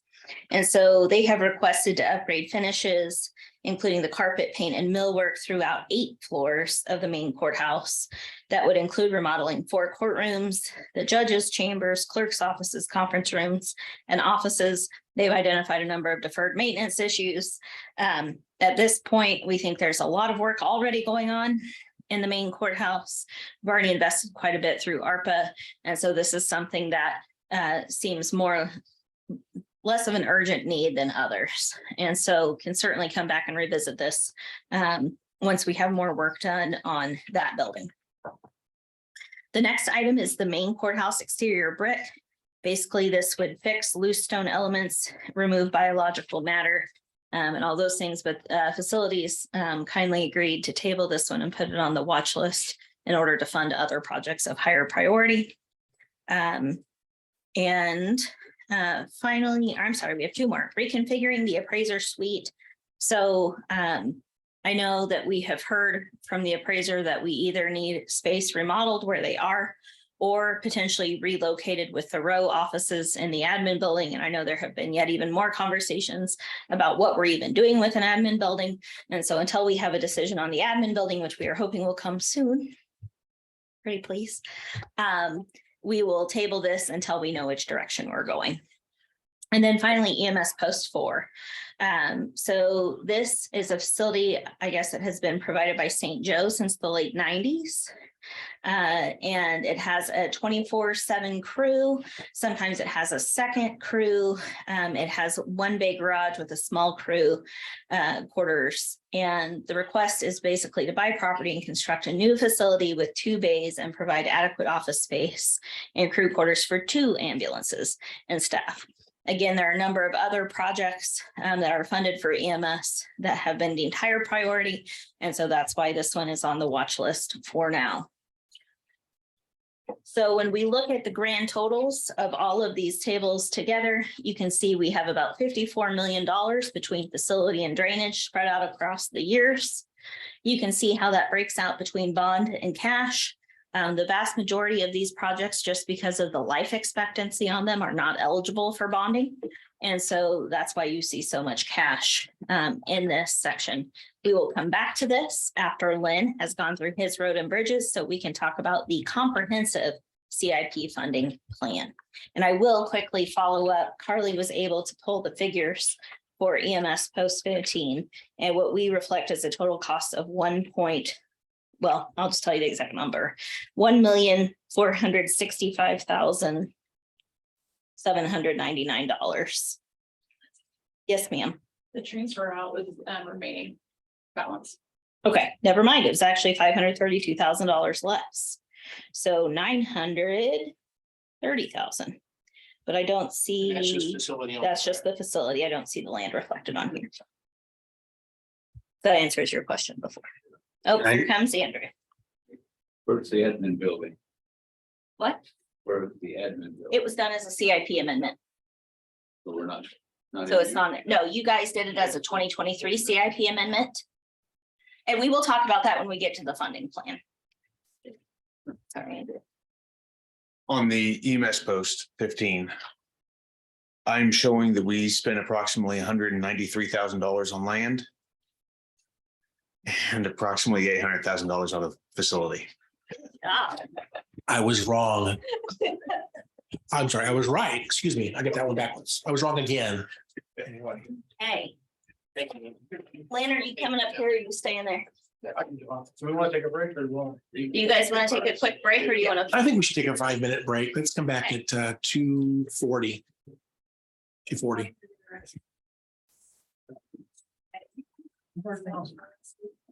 Good job. Buildings.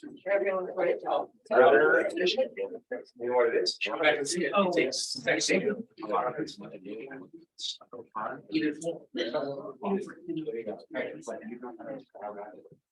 you seen Post 15, Sarah? Yeah, I am. You have seen it? We could go those things. It's for metal buildings. It's great. Nice.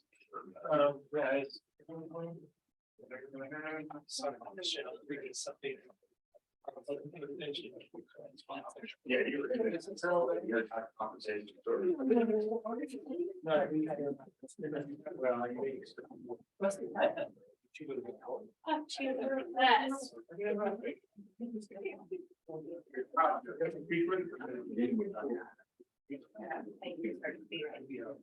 I'm rarely right. He does.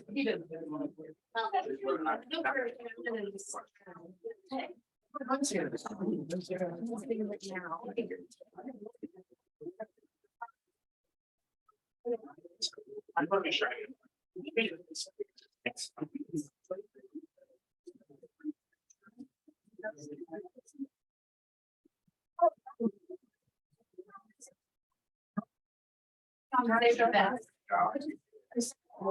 Remember?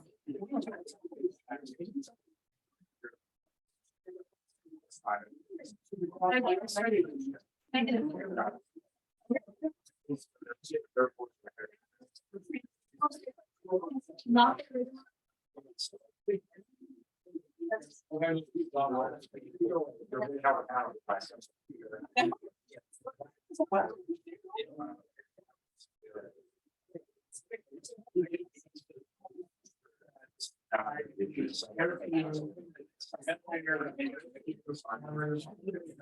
They tassel it out and everything. Yeah. On the surface. Yes. Okay. And then I'll get them on. I'll be in. Okay.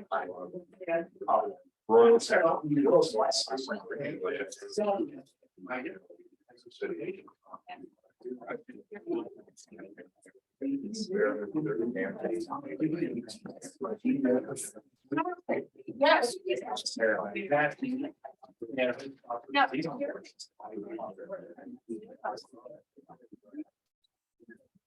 Okay. Or the police have to make this. Balls. Yes, so you could say, like. Terrible. Don't you did. Wrote in. This is. Good,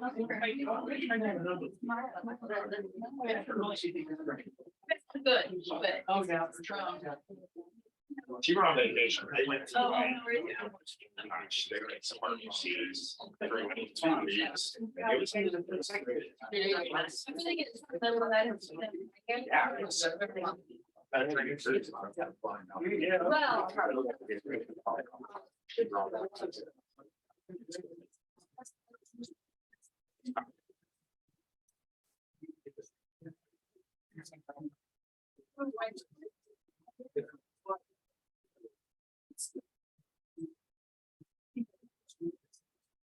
Somewhere overseas.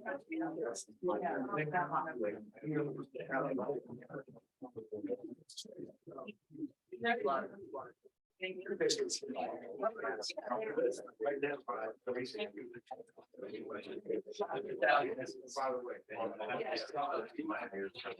Sure.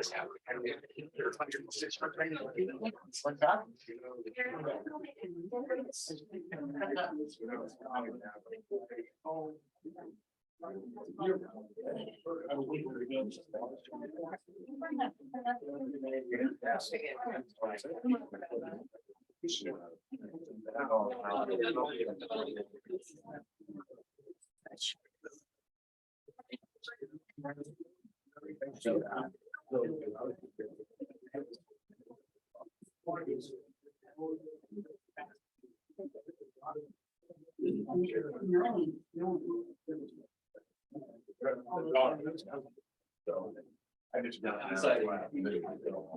Okay. I didn't see a lot of roads and bridges. Before, but I'll have to help cruise. I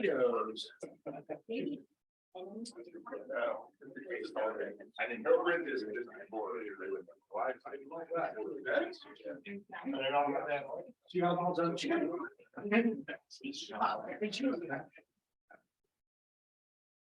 What? Oh, that's smart. I never thought of that, you know. It's separate bowl for the chips and it's separate bowl for the salsa. And that's too smart. Anytime you got little kids. Don't let them touch. I'm just gonna grab the bag.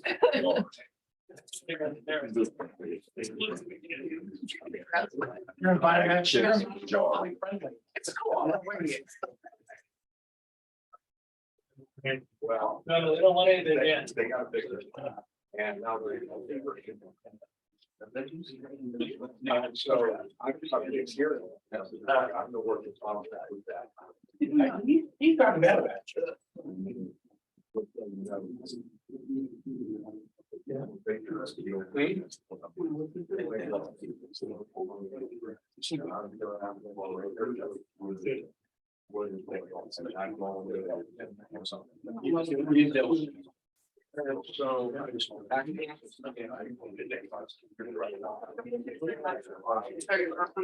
I just, I was talking about the elevators in the store department. It's like, yeah. Yeah, I know.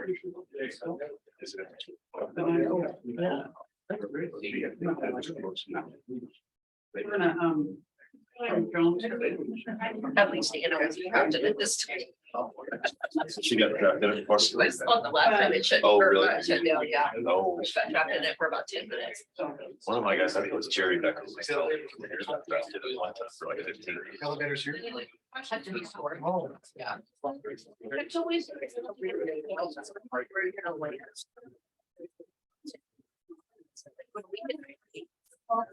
We go to 5 first. Oh, really? And then go. And we just have like 3 different devices. We can put either in the bathroom or on the elevator. Was it your mic that said like, I don't get into that, no one gets in the elevator without the cell phone? Without their cell phone. Yeah. Absolutely. That bill we never had. And told me she's like, I actually paid a lot. But someone did. Morning, Lynn Packer, you are recognized.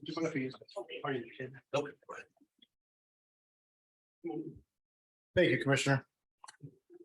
Okay. We are going to talk about roads and bridge or infrastructure projects. First, a little background for those of you that may not have heard it before, Commissioner Beatty. Sedgwick County, we maintain 603 miles of road and 607 bridge structures. We maintain more bridges than any other jurisdiction in Kansas, with the exception of KDOT. And now we have over 19 miles of multi-use path. And that's in the unincorporated portion of the county. And we maintain over 14,000 traffic signs and markers, as well as 32 traffic signals. And this is a statistic I like to give out because it just gives you, when you tell somebody there's 4,000, 10,000, whatever cars a day on a road, doesn't really give them the glimpse of what it is. We have over 1.5 million vehicle miles per day driven on the unincorporated roads.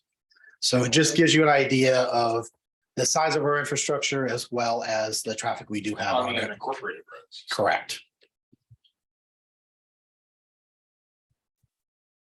So the public works projects are into 4 main categories or purposes. They are to maintain, to enhance, to expand, and add quality of place.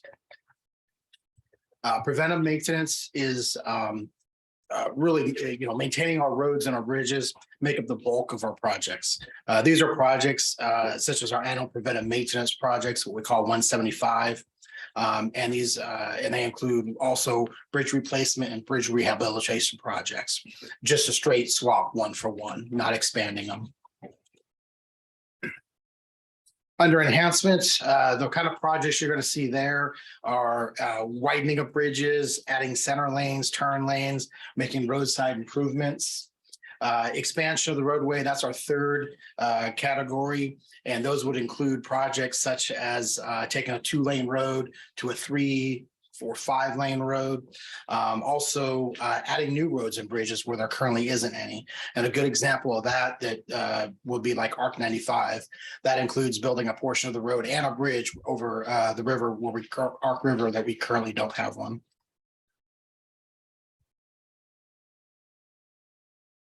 The quality of place, that always kind of perplexes everybody.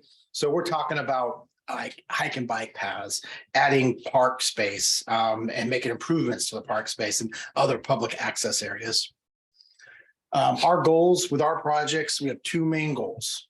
And that is to perform preventive maintenance about every 6 years on our roadway system, and to replace or rehabilitate about 30,000 square feet of our 2.1 million square feet of bridge deck each year.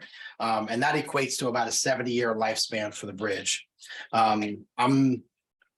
This is the part of the presentation. I'm just going to be open and honest and just tell you that we're likely going to fall short on both of those goals in the next year or two. We're going to get work done and we're going to hit what we need to hit.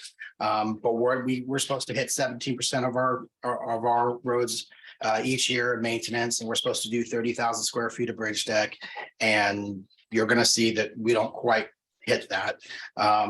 Basically, the cost of labor and materials have increased faster than our budgets can increase. And we can't put as much projects into the budget as we used to be able to. However, we're in a very good position right now. I have a great staff that continues to find ways to innovate, to get things more, to try to be more efficient. And we're in very good condition. So not meeting this for a couple of years isn't going to have a major factor on us, but we definitely need to start now looking at ways to potentially increase our budgets as we start moving forward down the line a little bit. So a few years back, I'm going to say it's probably was in 2016 or 2017, we shifted from a 5-year plan to a 6-year plan. And we're at least in a second iteration of maintenance now since that happened. Can you confirm that we are doing okay taking care of our infrastructure on a 6-year plan? Yes, we are. In fact, there are times we've gone out there and we've gone more than 6 years. We've hit the 7th year. But at the same token, there's been times where we've had to come back on the 5th year and do something because it wasn't going to make it out to the 6th year without significantly increasing the cost of maintaining that road. But we found 6 years not to be a problem. And in fact, a lot of our roads do easily make it to 6 years for a rotation. What's your cycle time for a restriping of roads between maintenance cycles on the road? How often do you do restriping on? Currently, right now, we're in the process of switching over the type of material we're using. Right now, it's every other year. Right. And we are moving over from paint to thermoplastic and methyl methacrylate. And those are just fancy ways of saying we're using longer term materials. So we're going to use the methyl methacrylate is what we call MMA, and we're using that on concrete surfaces. Concrete surfaces we don't touch for a long time. And MMA is something that can stick on that, and potentially we don't have to touch that for 10, 15 years and still maintain the retroreflectivity of it. On our thermoplastic, we shouldn't have, once we're fully thermoplastic again, we should not have to go in and do striping in between maintenance jobs. Maybe here or there when we have some small repair jobs, but that's about it. Thank you. Okay, the highlights for our 2024 projects. We've increased funding on several projects to keep up with labor and material costs. Kind of already talked about that. We've moved our general bridge maintenance project. That's a new project that we came up with about 2 years ago. That's going to address those parts and pieces of bridges that don't last 70 years. There are several parts and pieces that are meant to last for 10 to 15 years. And it's going to allow us to address those more frequently. And in the end, reduce the number of bridges we need to replace as soon. And we've moved that up sooner to be able to take advantage of getting that started. We've eliminated funding to replace the 63rd Street Bridge over the Ark River. You may recall that is a project that we did an emergency rehab on last year and our emergency repairs last year. And the consultant that did that project, as well as our staff, would concur that we should easily get another 10 to 15 years out of that bridge before we need to put that back into our CIP. We've also added 6 new bridge projects and 3 new road projects to the CIP in the latter years of the 5-year cycle. So under maintaining the road system, we have these are our standard The first three are our standard maintenance projects. R134. Excuse me, R134 is for obtaining right of way and taking care of utility relocation costs. And we have 1 million slated over the next 5 years. R175, that's our primary maintenance project. We have $54.5 million for the next 5 years. R264, that is led by our stormwater manager, Scott Lindeback, and that hits our smaller bridges and some of our culvert structures. We have about $3 million in that over the next 5 years. And then one of the other project that's kind of a highlight is the signal at 47th and Oliver. And the reason why that's a maintenance project and not an improvement is there's a signal there now. It's a cable signal system that has been there for 30 years as cable. It was meant to be temporary. At the time the signal was constructed, they didn't manufacture mast arms long enough for that intersection. So we had to use cable. For over 20 years now, they've had the mast arms to be able to do it. And Mark Borst, our traffic engineer, likes to say that if that cable snaps, we're going to find the head units over in Butler County because it's extremely taut over the years. So we need to get it replaced and put mast arms up instead of the cables. Bridge maintenance. We have one rehabilitation project. As a reminder, it's coming up soon. The Zoo Boulevard Bridge is about to be partially closed for about the next year to undergo rehabilitation. That's a major project that we're partnering with KDOT on and WAMPO. That is getting ready to start. We have another one that is going to be and that one's over the big ditch, the MS Mitchell floodway. Another one over the floodway is going to be on Seneca, just north of Hayesville. That one is coming up in 2027, I believe, at a cost of about $2 million. And again, by rehabilitating it, it's going to cost us about $2 million, but that's a much reduced cost over replacing it. The intent is to get 20 or more years of life out of that structure. And I believe that structure is about 60 years old right now. We've programmed 23 bridge replacements in the CIP at a cost of just over $18 million over the next 5 years. And there's a total of 24 bridge projects in totality, 23 of the replacements, one rehab throughout the 2024 and 2028 CIP. So road enhancements projects, as you're very much aware, North Junction Gold phases are under construction right now.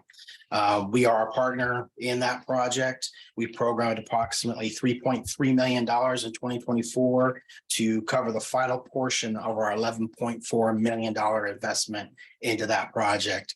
And $11.4 million is a lot of money, but in this project as a total, it is pennies. It is a very expensive project, and we are contributing just a fraction of that cost. Project R348 is another enhancement project that will pave a half-mile stretch of 135th north of 53rd Street to serve the Mays Industrial Park. There as you have just recently read, we have a new pipe manufacturer. Charlotte Pipe is moving in there.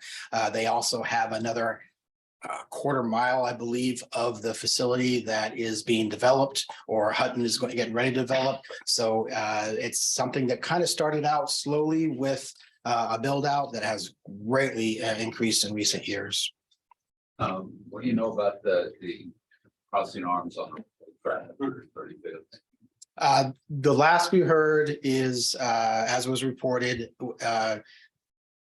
the railroad has backed out of their initial handshake deal. I don't know if you want to call it that, but they had initially indicated they would participate in the KDOT project, their system for upgrading crossings. But after further consideration and potentially, as I understand it, talking with the board, they decided that they don't have the funds to participate in that. The project is on hold at KDOT. KDOT was ready to put in about $400,000, I think, and the railroad was going to have to put up about $100,000.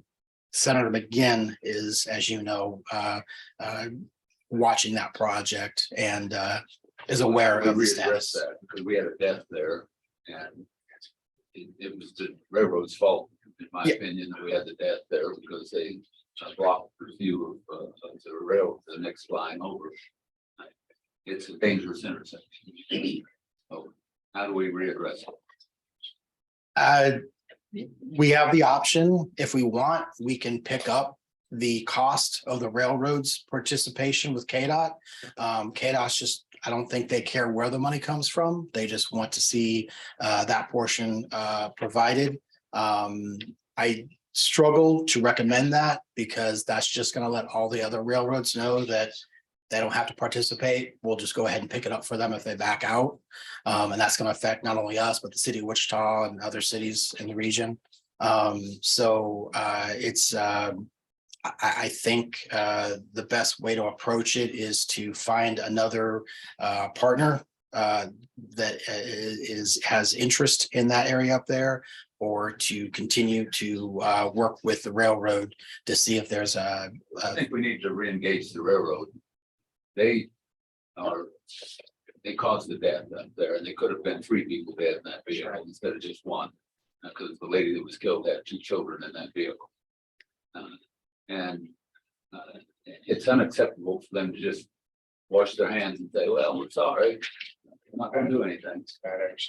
Yes, that was originally a single track. It is now a triple track that goes across there. To their credit, they have continually, as far as I live in the area, as far as I can tell, they have continue to abide by rail safety guidelines that requires them to keep their trains separated out, which was not occurring. That was not a single isolated incident with them having the trains too close to the road. But they typically have a train that will extend from ICM across 151st, across 135th, all the way toward 119th, that length of a train that is parked there for the weekend, and they separate at the 2 roads to open that up, but they hadn't been separating Who far enough. readdressed it with the rail company? What's our next step to get the rail company engaged? Our last communication with KDOT, and I need to have another voice contact or in-person contact with them, but via email, they left it as they're just waiting for the railroad to I assume to change their mind. So do we need to get a hold of the Secretary of Transportation? Do we need to go hold Senator again? What's our next step? But we can't just say the rail company is not doing anything and throw up our hands. You may have seen on TV, I think it was Secretary Buttigieg was on TV last night talking about this similar issues with rail. It was a news item. And even as he noted himself, there's nothing the federal, state, or local governments can do. Railroads pre-existed roads.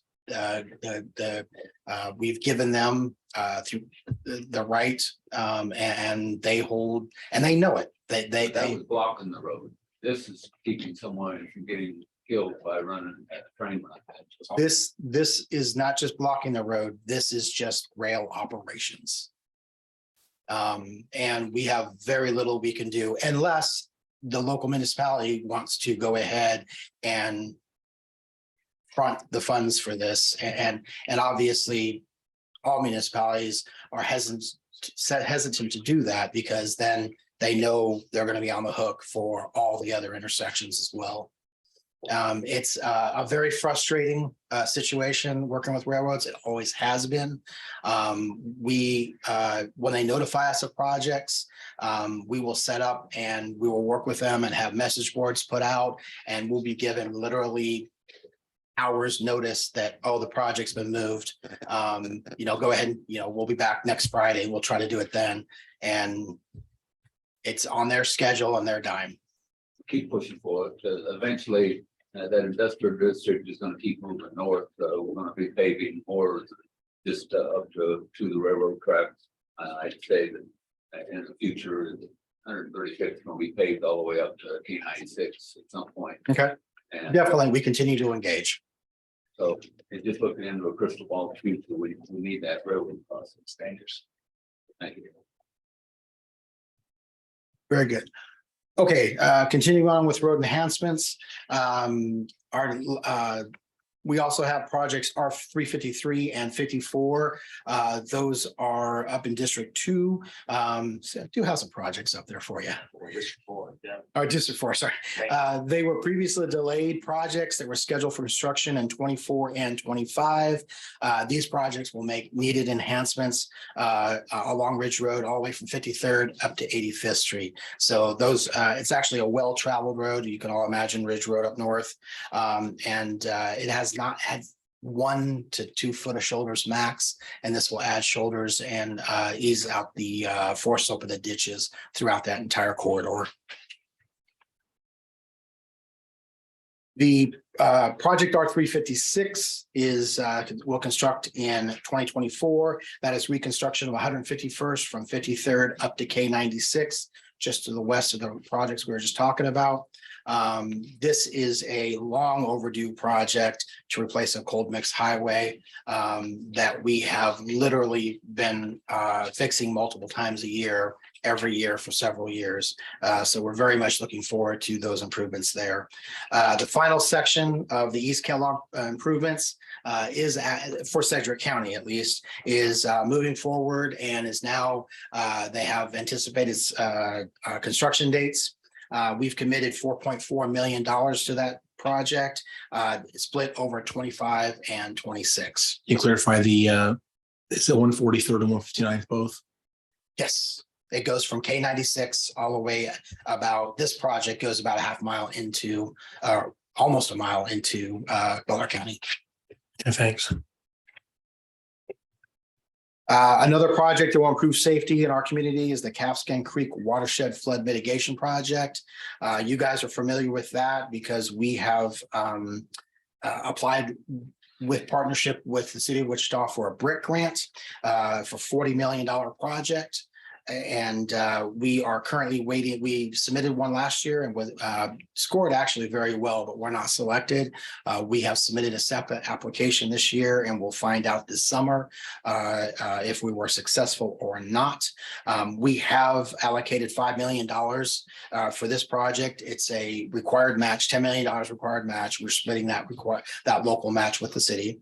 And we've allocated that in 2025, just in case our application is awarded.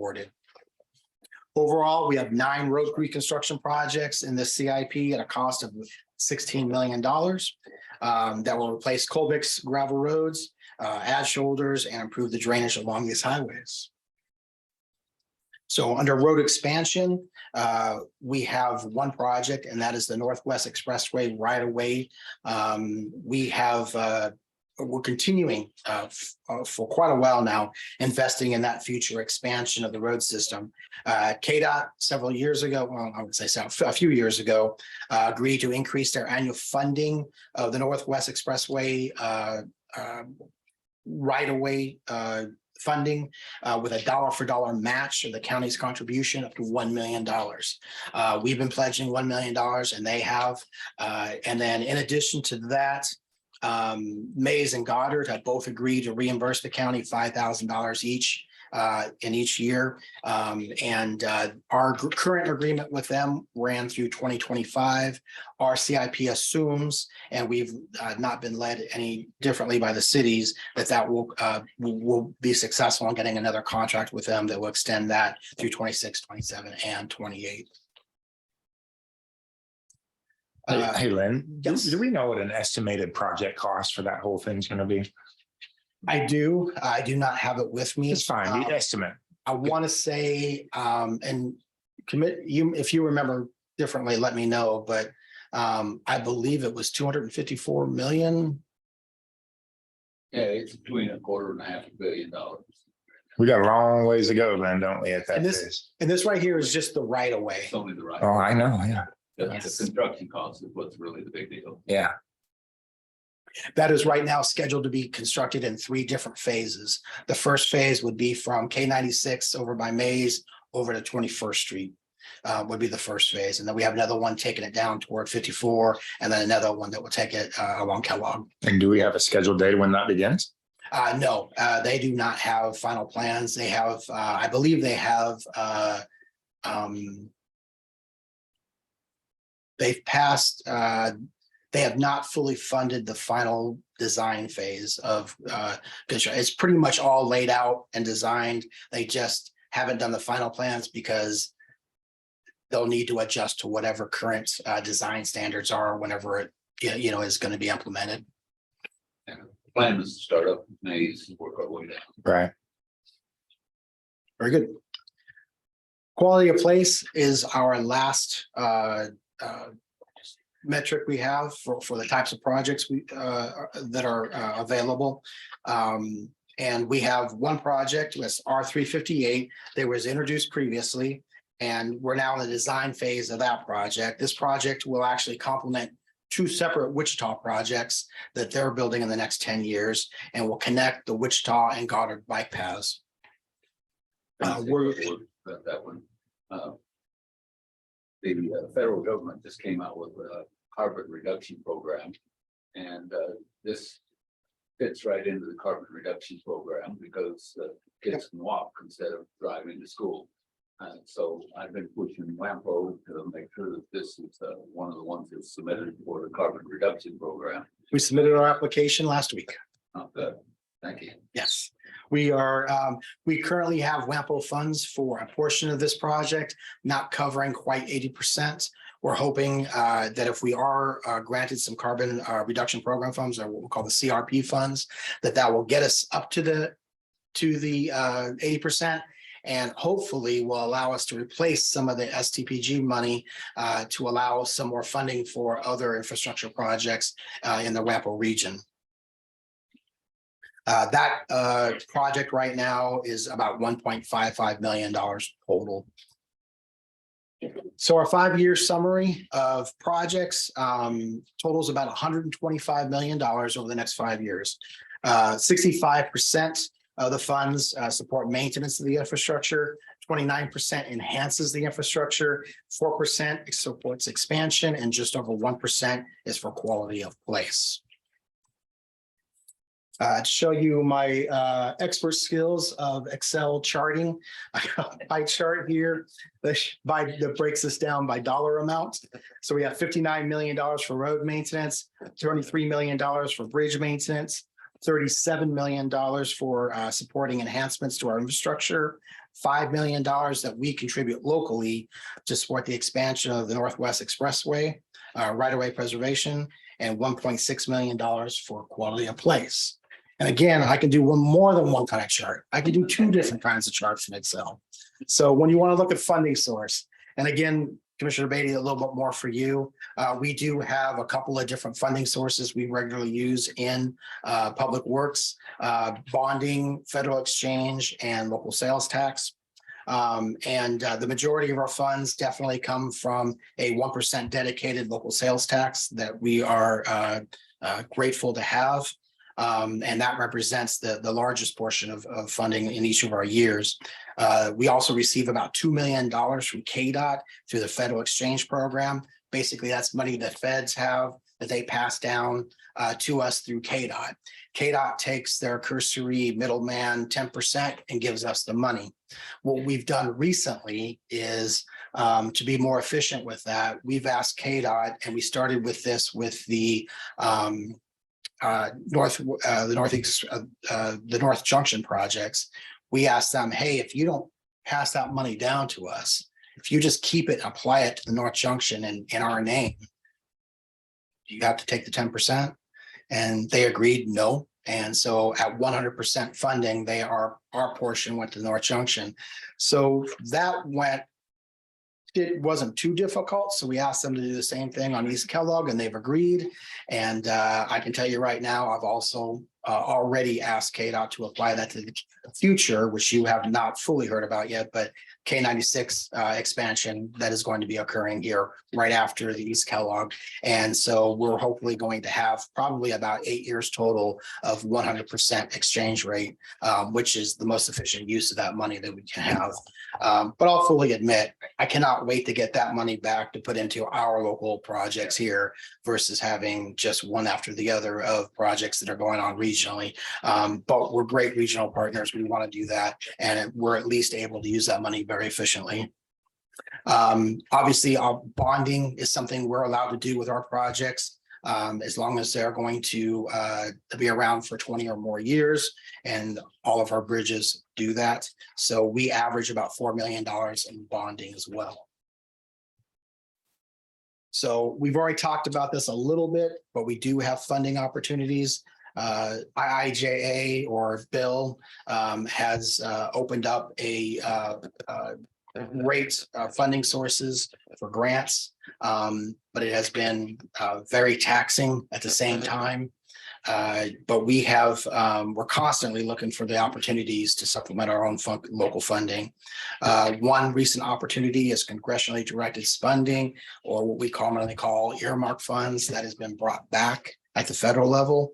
And we've recently sent in 3 projects to Senator Moran's office that are showing up there, that for his consideration in the next round of earmark funding.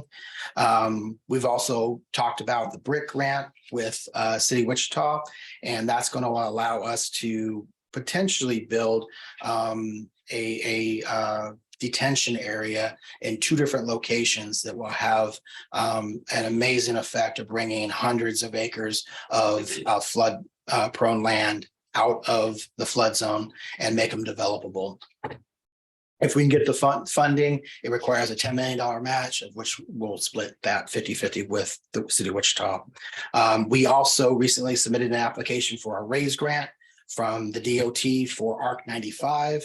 Yes, that means you're seeing it in 2 different locations there, because as I explained to my daughter when she went out job shopping for the first time, or I told her, you know, don't just stop with the first one, keep putting the applications out there, because, you know, the first couple probably aren't going to stick, and you need to keep going out there. We're doing that with ARC 95. We're going after anything and everything that is eligible within our means that we have the resources to go after. Before you go on. There's one other funding opportunity that's coming up that I'm not sure that we want to apply for.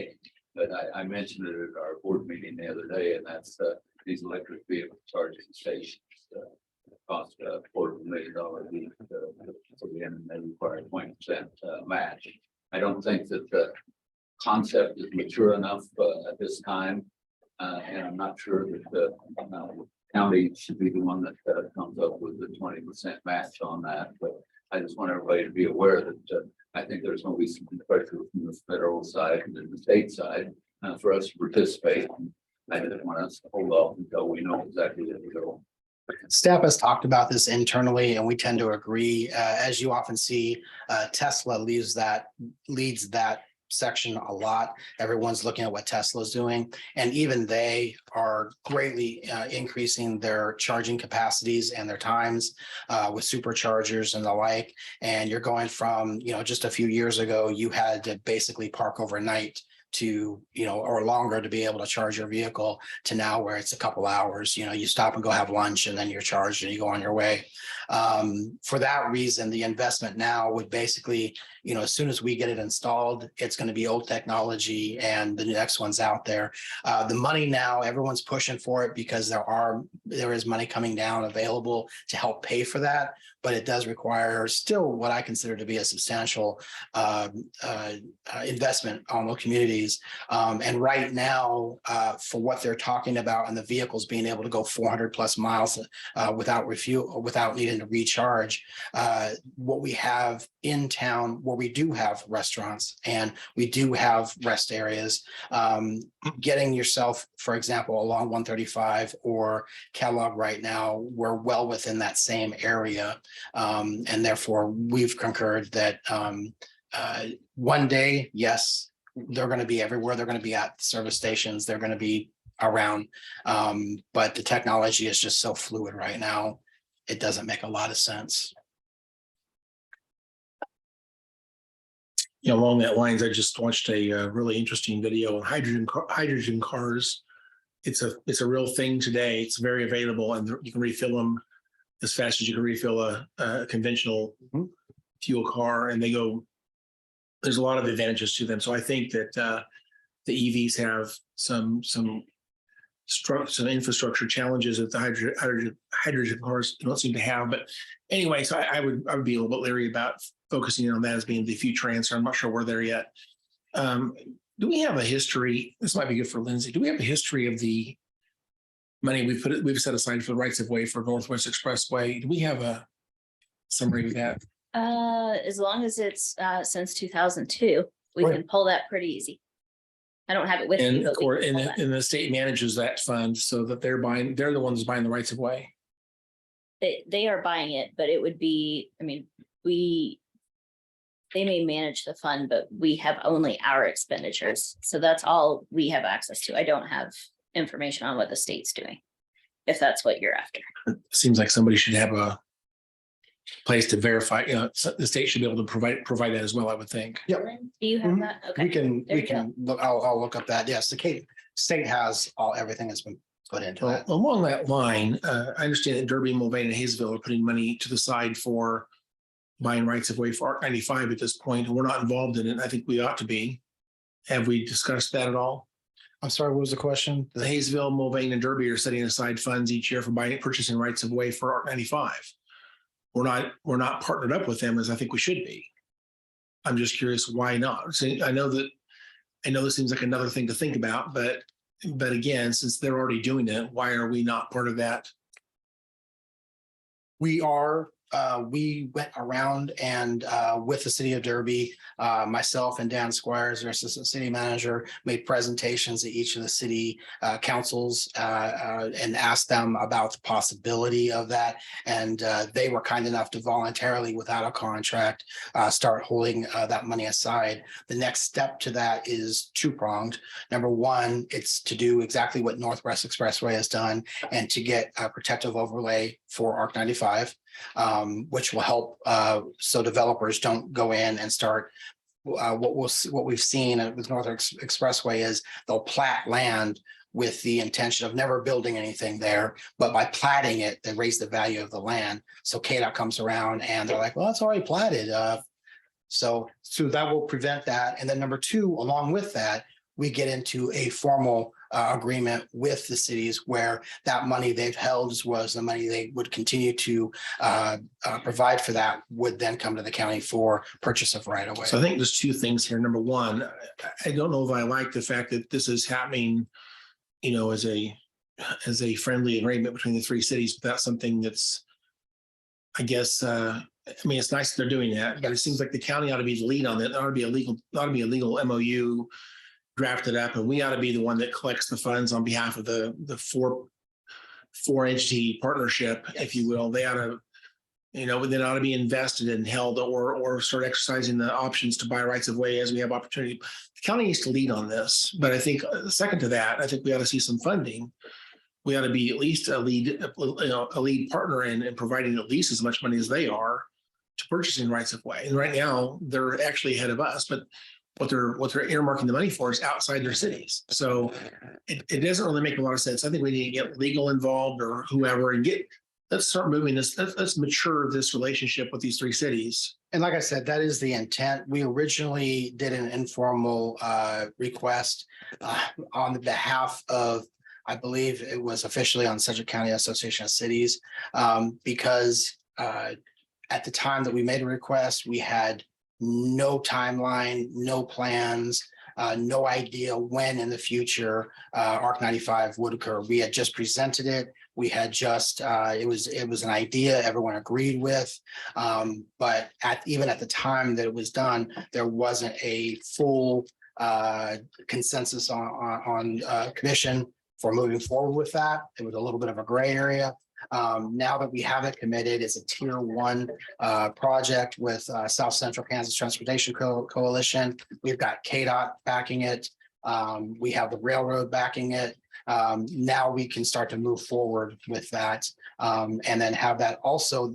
We originally have not, and this was agreed to with the cities because we had fully paid for the study and we had taken on the expense of we've spent well over $100,000 in preparing everything, that they would start that funding instead of us continuing to put more into it ahead of everyone else. Now, again, we fully know that financially, we're getting back into that at some point. And yes, the formal agreements would be the next step, along with getting a protective overlay. It'd be nice to have, I know this is maybe too late in the year to actually have this conversation already, but it'd be nice to have that firmed up because we're in budget, budget development, and this is a good time for the year for them to discuss some type of commitment. If they knew we were asking for a certain amount of money for each of the 3 cities, it's based on population or something, then we would, earmark something out of our budget. I think we can get this ball rolling, but we need to get more formalized right now. I can definitely start. Well, we've never stopped, but I can definitely work with Dan Squire, City of Derby, and start more frequently having discussions with him about moving forward. And we've been working this, as it says, the Transportation Coalition, as it is the Tier 1 project, WAMPO has been the tip. So we've been working for this project. Yes. It's one of our top priorities. It's not something that we're letting slide. And I did want to come up with one, but Commissioner Howe mentioned kind of cute one thing in my mind about hydrogen. Commissioner Meitzner and I were on a phone call here recently talking about hydrogen. And they're looking at a hydrogen hub in this area. And I'm not a chemist and I'm not an engineer, so take everything I say with a grain of salt, okay? But somehow they're able to take some natural gas and some water and convert it to hydrogen, and you can convert that to ammonia. And once you've converted it to ammonia, you can put it in cars, and it's not as volatile as hydrogen that you're transporting it. Or you put it in tractor trailers and run those off of hydrogen. But it's ammonia that you're carrying, and so you'll carry a tank of ammonia and a tank of water, and somehow you mix those together again, and you come back up with hydrogen to put in a vehicle, which makes it much more safe to put it on the highway. Now, that's a layman's description of what they're looking. Very well said, yes. Okay, so our comprehensive plan. This is where at the end of my presentation, where I do the legalese of everything and what I call the fast talk when you hear the pharmaceutical commercials. So as a reminder, our CIP must be reviewed by the Planning Commission for consistency with the City County Comprehensive Plan. We have made arrangements to present our CIP plans to the Advanced Plans Committee, as well as a full MAPCD. The dates are there. So that way they can make their recommendations before your approval of the 2024 budget in August. And that has to occur by statute before we can move forward. Any additional questions? Any questions from commissioners? I don't think so. Good job. Appreciate your presentation. Man, I'm jealous. Lynn got a good job. Can I maybe have a You always do a great job. Though. Oh, okay. All right. Lip service. Okay. We have approximately 9 minutes left in our slot before the appraiser has the opportunity to come and brief you in your very last presentation. We do absolutely, without a doubt, have a hard stop at 4:05 today in order to allow everybody ample time to get to Rusty's Yes. honor, whatever you call it, ceremony at Botanica here at 4:30.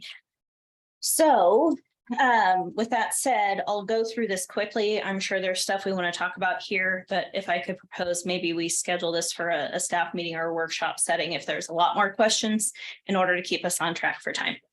So our CIP, we went through this in February. We have a debt policy that tells us, again, when we do pay as you go versus debt funding, we have that formal structure in terms of how we actually pay back that debt. We just talked about it the other day. Within that policy, we have multiple benchmarks to define debt capacity. There has been some frustration with those metrics in the past. We actually heard some really good examples of other communities' benchmarks that are used in some training recently. So I would envision us coming back to you with some opportunities for improvement in that policy soon. And then, of course, you know that we have lots of people who hold our hands through that process to make sure that we do it appropriately. Now, for this slide, you have a little more detail in your handout than what's actually shown on the slide up here, because I wanted to just call this particular part out. But I did give you a handout of our use of fund balance policy. So we have, the county commission has authorized a policy that says if we have unrestricted fund balance, and there's a technical definition for that in the policy, if you would like to read it, that exceeds 20% of the budget in the general fund, then we can use it in certain ways. We can use it to lower the amount of bonds needed to fund capital projects, fund liabilities for risk and work comp, any one-time costs that don't increase recurring costs, pilot projects, et cetera, et cetera. So Commissioner Beatty, you had asked, what is that dollar amount? So we are going through audit, so I can assure you this number will fluctuate at least slightly based on audit adjustments that have been done since the fourth quarter report was done. But if you remember in that fourth quarter report, we have financials in the very back section produced on a GAAP basis. We have, at the beginning of 2023, what we anticipate pre-audit, $73.1 million in what's considered unrestricted fund balance. What that means is it's not tied or committed to something else. When we look at the 2023 budget for the general fund, that minimum is 56.9. So what that means is we have excess unrestricted fund balance of 16.2 million. That sounds like a lot, but if we put that in the context of our budget, that's less than 6% of our general fund budget for 2023. And we know that with compensation improvements and capital improvements, that general fund budget will grow for next year. And so that that minimum amount will increase. So what the commission needs to consider as we go through this process and decide on how much fund balance you're comfortable with using between this and any revenue replacement with ARPA is exactly how much of a cushion do you want above and beyond the 20% minimum. The goal is not to get to the 20% minimum and stay there, right? The goal is to have a little bit of cushion to allow us to have thoughtful deliberations if we have significant issues coming forward. So with that in the backdrop, here is our total projected spend based on what was proposed today for the 5-year CIP. 121.9 million in cash. However, 94.6 million of that over this 5-year cycle is from the half of the 1% sales tax that goes to road and bridge. There's no general fund cash involved in that. So you're really only looking at the 22.5 for facilities and the 4.8 for drainage. We have roughly $46 million in debt anticipated, pretty even split between facility and road and bridge. We have significant other funding that we anticipate coming in that Lynn outlined through all the partnerships that we have on the road and bridge side. So while the total CIP is 439 million, it's really only the 121.9 plus the 46.3 that comes from Sedgwick County funds. So if we were to do this plan, and I'm gonna move again, and hopefully the mic will pick me up. What you saw in the forecast that we presented to you last week were general fund deficits in these amounts. Nothing alarming from my perspective. We were well above minimum fund balance, definitely not even close to insolvent. Now, based on what's been proposed here, we're either improving the forecast, if it's a black figure, that's a positive figure, or we're making it worse to some degree with our cash funding to this extent. So what you can see, our net effect is in the general fund for facility projects, we have made our forecast worse by $7 million. But again, this is a completely legitimate use of fund balance if we want to do that. Okay. Can you just give a little, explain that 6.9 change in fund, because I'm seeing deficit projection. Okay, so that's a deficit in fund balance. Yes, so that's a great point. So let's talk about what I mean when I say deficit. All I mean when I talk about an income or a deficit is if we have a operating income or operating surplus, we have brought in more revenue than we are spending. If we have a deficit, we are spending more than we're bringing in. But like we talked about last week, not all deficit spending is bad. We looked at that policy. Anytime we spend money for uses on that policy, it's legitimate. So what I'm telling you is you are going to run in 2024 an operating deficit of $2.6 million. If we do the plan that's been recommended, we're actually reducing the amount of expenditure we planned on capital projects by $559,000. So we're reducing the amount of operating deficit we have next year to $2 million.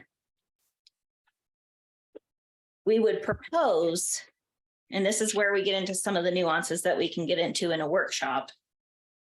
But what we would want to do is look at the total amount of capital projects. And we would want to put into that context that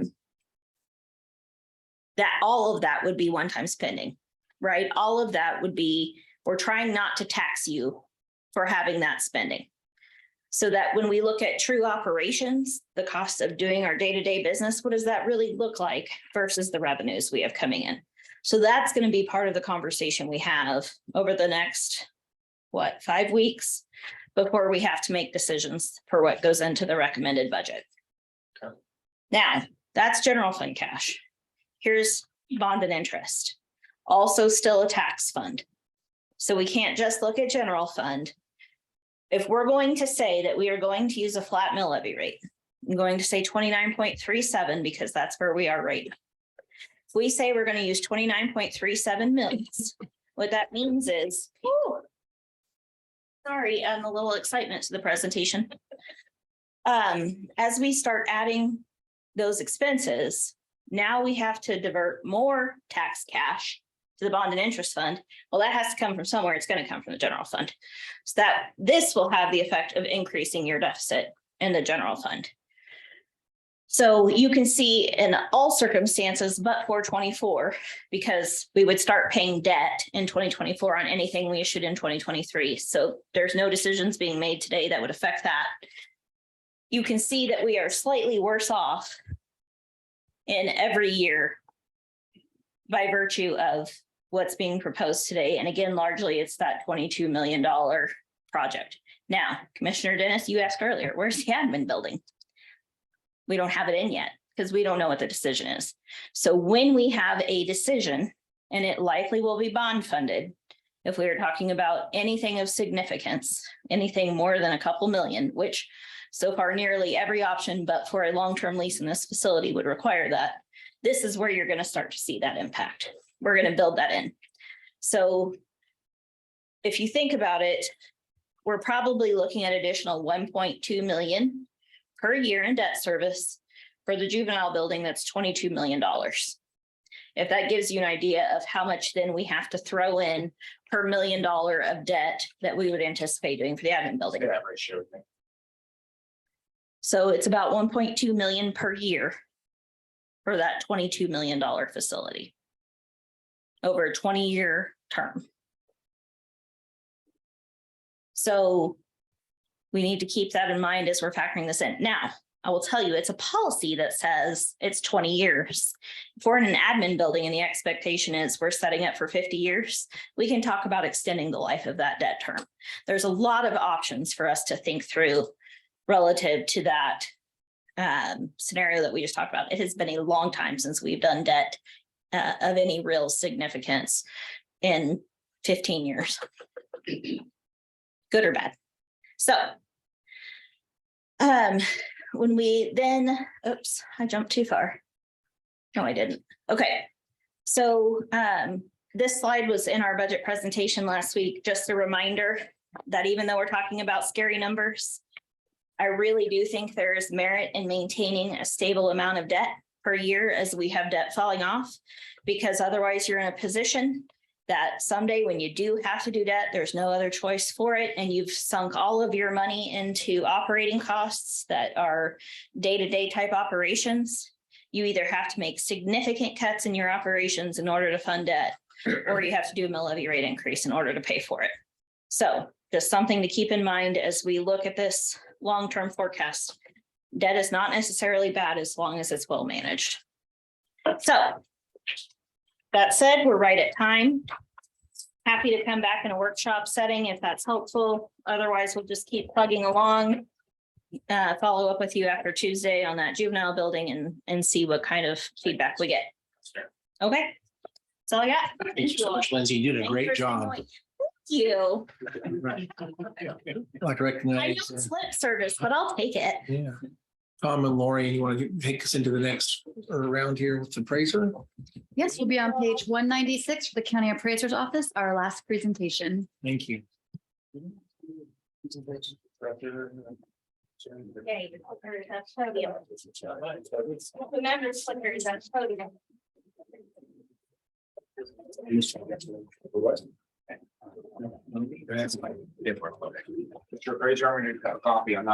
That's fine. Let's take like 3 minutes for people to get. Coffee. Well, there's people running around the room here, so let's take a 3 minute, not really a break because we only have a hard stop here coming up. They didn't want to do this yet. But their budget's yeah.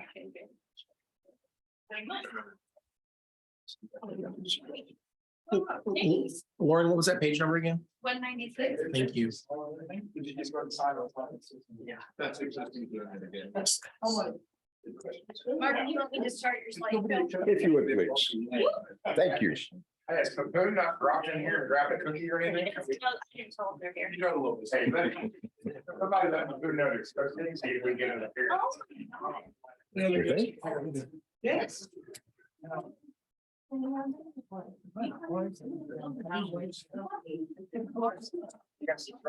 they got one that this builder, this room, except that they need it, that would already happen.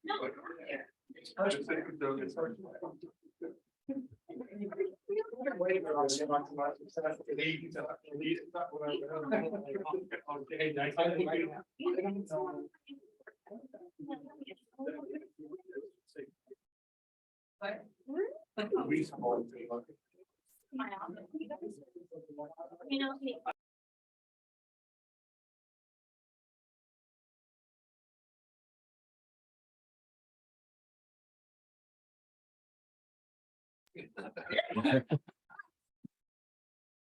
You can say, Well, thank you. you can say I was wrong. That usually happens. No, welcome, Mark Clark. Thank you, Commissioner Howell. Good afternoon, Commissioners. This is the Sedgwick County Appraiser's Office 2004 Budget Development Review. So Appraiser's Office workforce strength, as far as the Appraiser's Office overall, is 93% in strength. We have 5 vacancies, which we will be filling very soon. Administration is 100%. Well, that helps when I make it so people can watch. Thank you, Ron. I can just go right along. Administration is 100%. Appraisal support is 89% with 2 vacancies. And if you look at the grid below the chart, you can see that we have a position that will close on 5/15. And this morning we held interviews for another position, which we believe will be filled. Appraisal special projects is 100%. Residential is 95, 1 vacancy. And that position will be filled on May 17th. And that is a commercial at 86%. And we will be closing that position on May 22nd. The primary reason for people leaving is money. If you look at the exit interviews, we have an exit interview, HR has an exit interview, and it's money all over. So I believe that the compensation plan that has been put forward should help. And I look forward to reviewing that with staff. Appraiser's Office mission statement: to provide quality customer service to the citizens of Sedgwick County while providing a fair and equitable appraisal role. There. To our client. Our client is the BOCC, our intended users are all the taxing jurisdictions within the boundaries of Sedgwick County. In accordance with the requirements of the statutory compliance review through PVD, used in the formulation of funding for quality public services in our community. when you look at the appraiser's office strategic plan, the 2022 strategic plan is new, and we are currently using that. We scrapped the 2019 plan after COVID, and we decided we just needed to start all over. So that's what we did. The strategic goal number 1 and number 2 deal with the PVD's compliance review. Number 1 is the statutory procedural compliance review. Number 2 is the statutory statistical compliance review. Typically, we have scores very high in the 90s. This year, it's going to be a challenge. Goal number 1, we'll do well. Goal number 2, we'll have to see. I've been talking to Topeka. They're reviewing our sales ratio appeals, and they say that a conference call is forthcoming with the director. So that can be good news or it can be not good news. We will find out. I can tell you that we appealed enough sales that we couldn't email them. We had to FTP, and it took them quite a while to download all of that. Strategic goal number 3, customer service. Customer service is very important to our office. When you deal with people's values and their personal property, that is something that is near and dear to them. And we want to make sure that we're actively listening to what they say and that we are doing everything that we can to resolve their issues. They'll come to us with all kinds of issues, and we have a very capable staff. So it makes me very proud that I have a staff that is able to resolve issues and talk and listen to people. And where we can, we will solve those issues.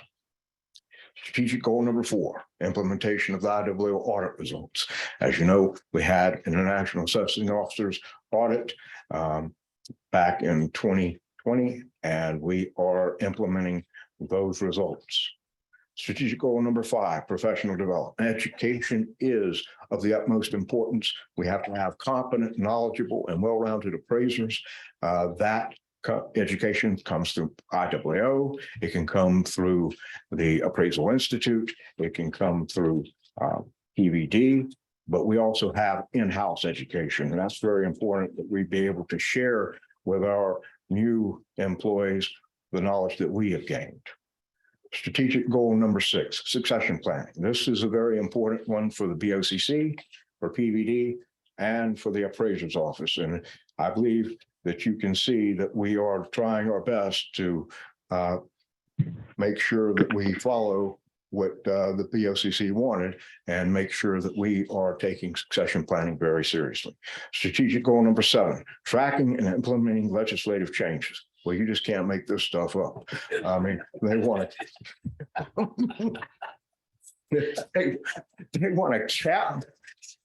cap values, and I can't believe it, but they passed a law, and I can't believe the governor signed it. But you can have an equalization appeal on a parcel in a given year, but you can't also have a pop on that same parcel in that same year. Now you can, and this is going to cause a nightmare. Sorry to inform you of that, but there's nothing like seeing someone in the building. They come for their hearing on their equalization, and then a few months later, here they're going to come with that tax statement, and they're going to say, "I'm appealing again." That is going to cause all kinds of problems. And in case you didn't know, in reappraisal, when it started, that was the case. You could actually do that. And the legislature saw what a nightmare it was. So it seems like we're going, 360, and they're trying to figure out, what are we going to do with the property tax system? It seems like they want to run it in the ground, but we'll just see. I'll be nice here. Strategic goal number 8, corrections to staffing and organizational structure. Now, I and my management team, we've been working with HR, and we're busily rewriting all of the job descriptions. It's a learning process, and we have learned a lot. But I can tell you that we are also changing the organizational chart, and we're rewriting those job descriptions so that they will flow along with those changes in the org chart. Also, an example of that would be functional work groups. In our office, yes, there's lots of people and we do intermingle and share information. However, we also have silos. You got residential, you got commercial, you got ag, you got personal property. We want to bust up those silos and have functional work groups. That way, people are learning from one another across divisions. This is a good thing. For example, we want to start with the land appraisals. You've got ag land, you've got commercial land, you've got res land. In the PUD maintenance specifications, yes, there's different things that some of those people have to do, but there's also lots of commonalities and they can learn from each other. And in this way, they can pick up the nuances of the others around them. And that will also help in succession planning, people learning what other people do and how to do it.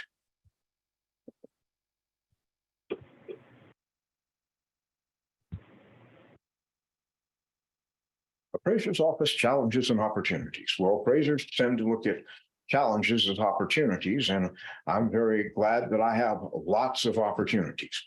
The 5-year horizon, continued implementation of the appraiser's office strategic plan, continued implementation of IWO audit findings, which state that our office is severely understaffed. We're working towards the recommendations that are enumerated in the audit.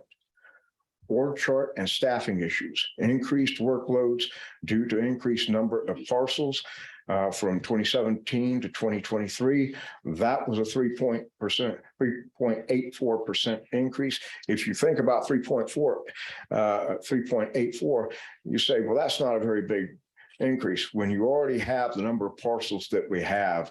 And also dealing with a multi-parcel issue, that is very, very it was just somewhat demoralizing to the staff. I've got a slide later on that I think will help stress that point. Sales activity is 5.8% above 5-year pandemic average, which ranges from 2015 to 2019. Building permits are 23.8% above the 5-year pandemic average. Appeals and legislative changes, they never stop, they keep coming. Our office will be requesting more personnel, re-engineering processes, and relying more on technology. Ongoing succession planning, attracting and retaining qualified personnel, tracking key legislative issues that affect the appraiser's office, and keeping you informed as well. Monitoring and evaluating appraiser processes impacted by the Amentum tax software and moving forward with necessary software and technology upgrades. You saw one from TRB yesterday, and that will be the personal property oil and gas modules in Orion. That will make a significant difference in our personal property group. Appraiser's Office 2024 budget request. 2023 revised is $5,446,866. 2024 requested is $5,279,821. There's not really a decrease there. It just doesn't include the increases in pay and benefits overall. I consider that a somewhat stable budget. Let's look at what those decision packages really are. There's 2 decision packages. The first one, Appraiser's Office additional personnel request. The objective of this decision package is to request funding for adequate personnel to maintain efficient control of appraisal processes and to ensure effective quality control and sustainability in the main duties of discovering, listing, and valuing properties. Funding of additional personnel will enable the appraiser's office to implement a strategic plan that will allow for rigorous quality assurance, increased production levels, and a sustainability plan that will prepare the appraiser's office to sustain itself over the long term, perpetuating the ability to fulfill the office mission. Funding for this request will also assist the office in achieving more uniform and fair valuations, thereby satisfying the Constitution and statutory responsibilities. This request is supported by the findings of the appraiser's office audit completed by the IWO. The IWO indicates that our office is 30 FTEs short. This is for 6 additional FTE positions. You have 2 senior residential appraisers, 1 ag appraiser, 2 personal property appraisers, and 1 appraiser application specialist for a total of $451,923. Before you go on, I do have a question. And I don't doubt that you need some additional people. But the question is, when you go back to your basic budget, do you have space for them over in the Reagan building right now? Do we have to add space? Do you have? For these 6, we can handle all of that. You got all that already? You don't have to add that into the budget? Right. Oh, all right. That's my question. We can handle that. Next slide.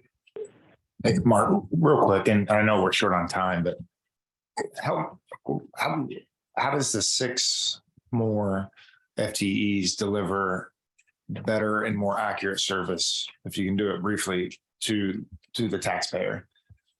Basically, right now, we're strapped. I mean, as we go along this road, if we don't have more personnel, things will break. And when they break,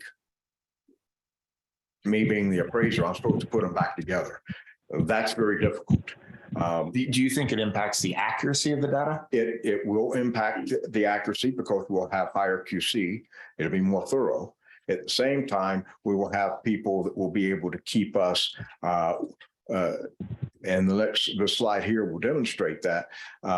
If we are out dealing with sales verification, I mean, right now, we can't even get to all the cells that we have. Sales verification is very important for arm's length transactions when you're talking about the sales comparison approach and also developing your depreciation rates. And so we're basically on the edge of getting into trouble with the operations boss in Topeka. And so, yes, it will make a very significant difference. Did I answer your question? Okay. The appraiser's office, all sales data. Now, this is for res, commercial, and ag. Along the left-hand side, that is your total number of transactions. Along the right-hand side, that is your average number of days to complete the sales validation process. The blue bars will tell you in a given year, take for example, 2017, how many transactions you have. Total transactions was 12,877. Now, that red line that goes across, that's a 60-day rule. That is a rule that PVD makes. That is a mandate. That is a mandate that I cannot meet. If you see the purple down here on this grid here, in 2017, it took 286 days to clear cells. 295 in 2018, 296 in 2019. If you look in 2019, you see that bar, that purple bar up there falling. That is the average number of days to complete. We met with PVD and the large counties, and we came up with a plan, and PVD said, we'll accept that. And that was, if you know for a fact that a sale, a transaction is not an open market transaction, it's invalid, you can skip that and move on and focus on your valid transactions. However, when PVD comes and they look at your sales file and they find something that you said was invalid and it's valid, they're going to institute that 60-day rule. You better get it done. And they're going to put it back into the pot. So what does all that mean?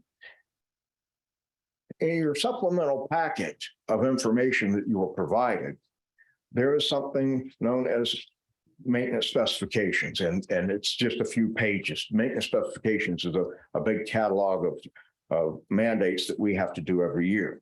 But if you go through there, you will find a page 5, and it says sales data collection.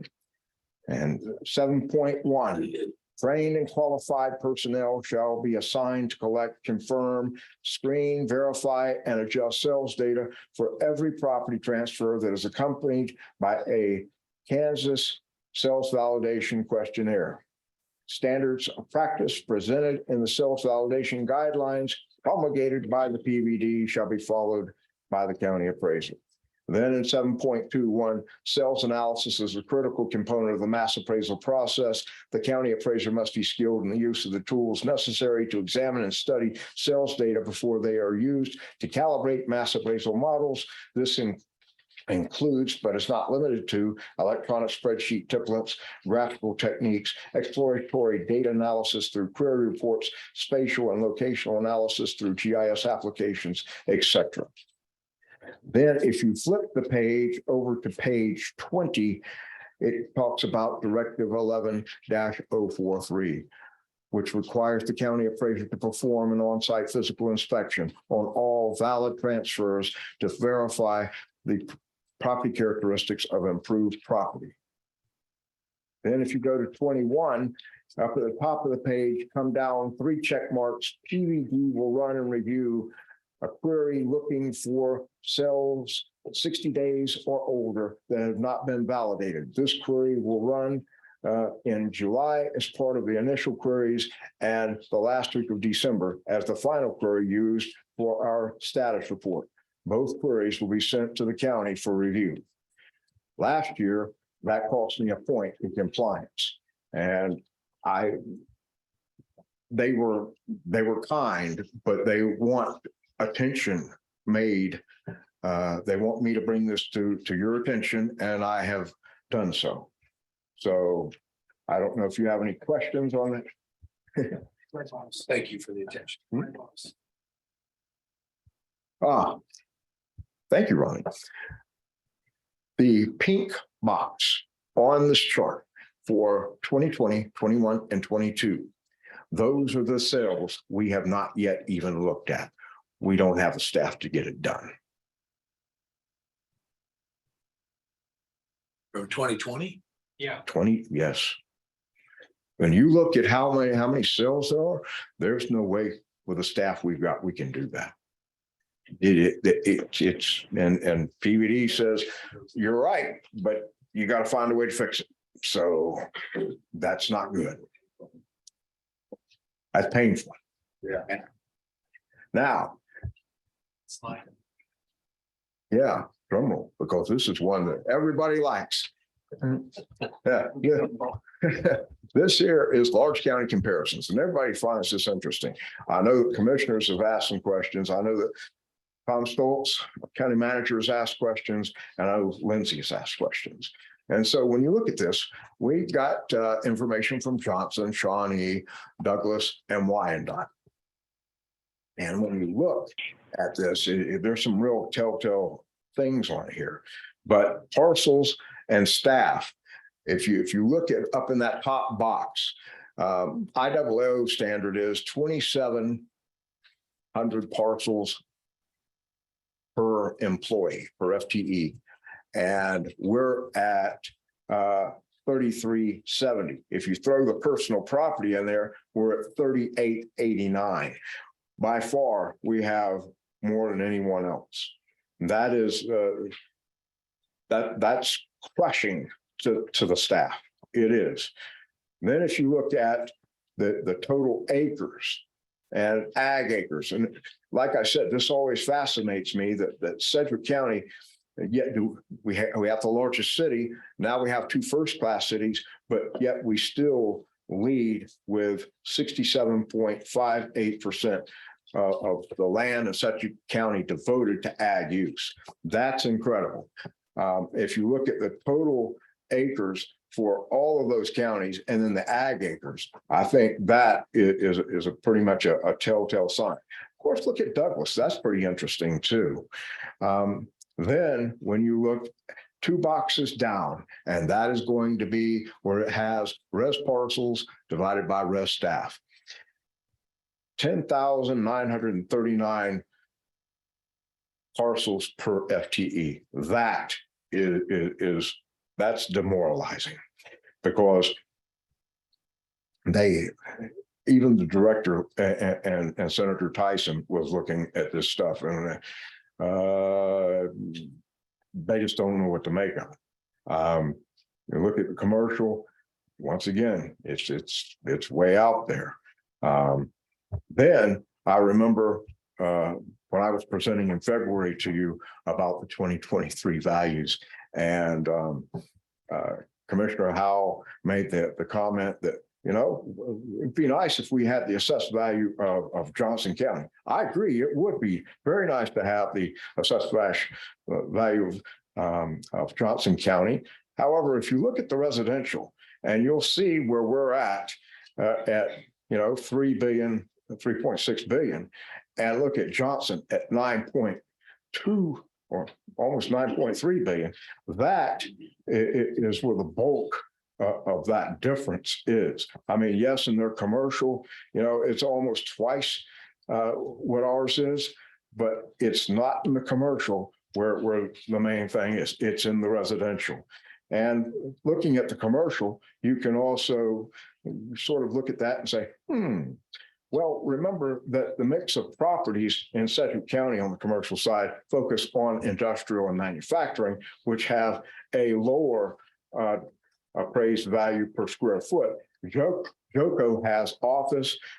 They have your Taj Mahal headquarters. They got your very big boxes, and that goes at a premium, a much higher appraisal value per square foot. And they have millions of square feet of Class A office space. And take, for example, when you're looking at, say, the waterfront, and some of that is A+ in our county, you'd be lucky if it would be a B+ in Johnson. It might be a B. I mean, there's nothing like that they have in Johnson here in Sedgwick. It just isn't. But when I talk like that, I don't mean to run down Sedgwick County, because Sedgwick County has lots of great stuff going for it, and it should. And I think that there's a lot of good things that can happen here. But that is an amazing little spreadsheet there that has some pretty interesting stuff to it. So if there's any questions that you have on that, please let me know.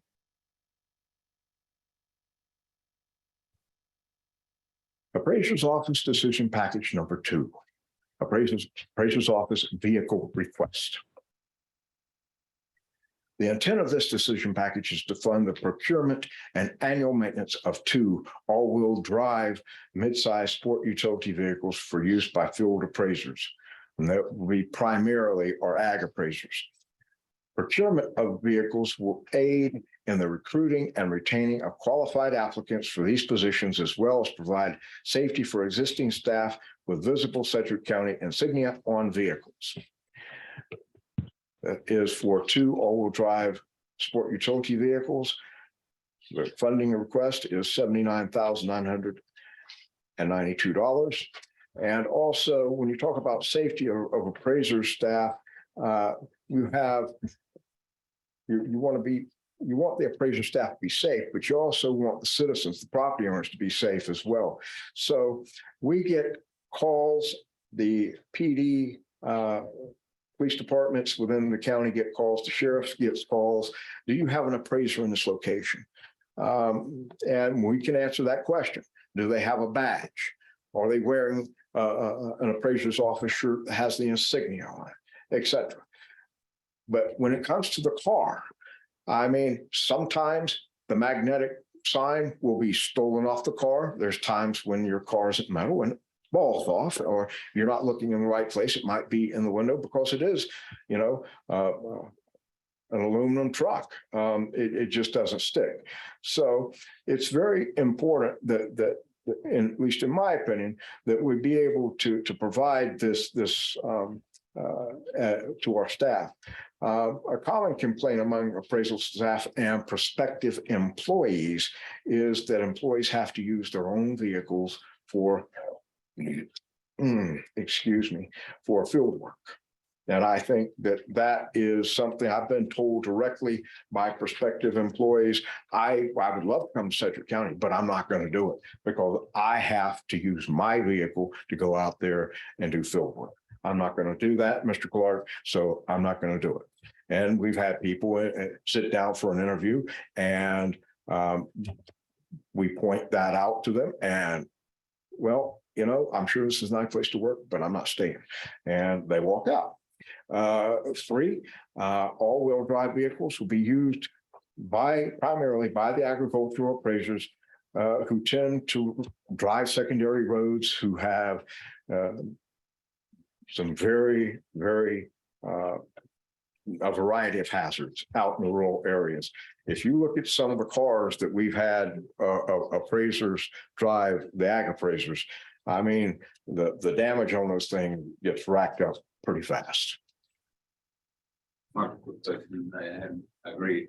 I don't like driving POVs. I think the county, if you're working for the county, you ought to drive a county vehicle, but you pay these people mileage.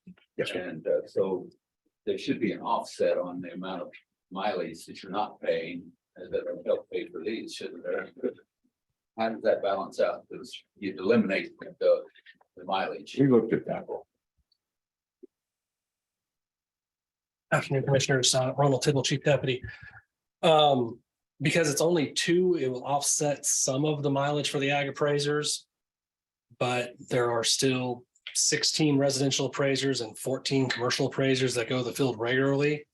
We got asked by Bo and Manager Cole to come up with an idea of our fleet needs and stuff. And I know we're working on that and stuff, but yes, it'll offset a little bit, but until we have an entire fleet, we don't know what the actual offset would be completely.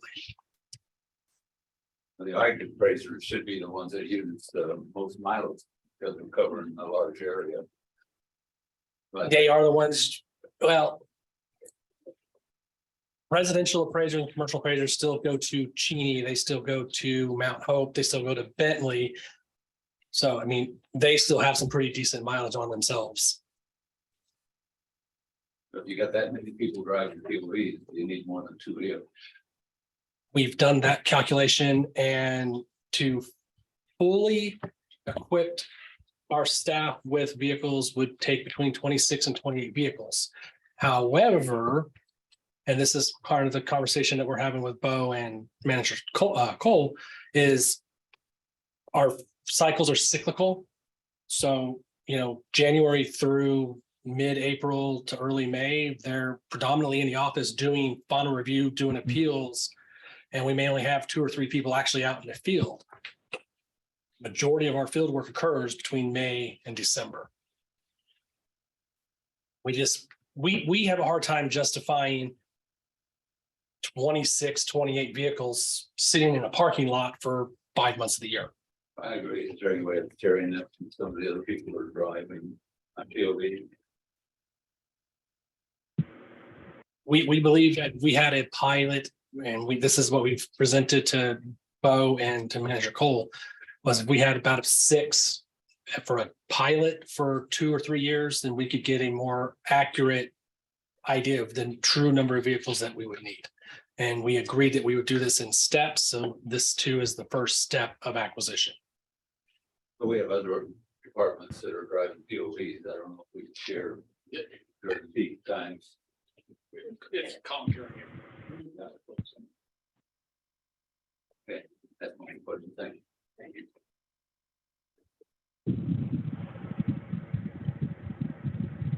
I have a question for you. The personal property accounts, does it, I mean, I understand when you appraise a, like say a residential property, there's a lot of factors that go into that. And I'm sure that the sales data and comparables, all kinds of other things have to go into that. When you do personal property, is it not more formulaic? It is more formulated. However, you have a very short timeline to get all of that done. And it is it is grueling. And when you look at that formulation, I mean, what they are working in now, Amentum, that does not have a valuation engine in it. So they're doing it by hand. They have to do this by hand usually, get it into the system. And so that takes a lot of time. It deals with accuracy and efficiency. And 1620M trucks are formula driven. Trailers are currently formula driven. Everything else is market value, and we have to determine those market values from NADA or JD Power or Price Digest. We usually look at all three and try to go with the lowest of the three prices. However, this year, all three of them pretty much matched almost to the dollar and had some pretty significant increases in all of our market valued personal property assets. Just one more observation. I don't know how you have your 68 staff split up, but it looks like you have 6 folks that do personal property and the rest of those are doing commercial and residential. We have 6 in personal property. We have 19, we have 18 in residential. We have 14 in commercial. Commissioner, there's an org chart. Okay. Yeah. In the supplemental. All right. I guess I just go really high level observation. You have 68 staff. Joko has 81. I'm looking at the rest of these counties as well. If you just do a number of staff divided by the population, they're almost exactly the same ratio. Just a point. I'm not saying you don't need more people, but there's all kinds of ways of looking at data. Make the point that if your staff to population ratio, it's almost exactly the same for all 5 counties.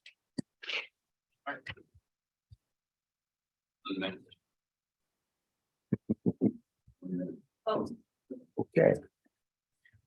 The appraiser's office decision package request, the additional personnel request for 6 FTEs is 451,923, and the vehicle request is for 79,992 for a total of $531,915.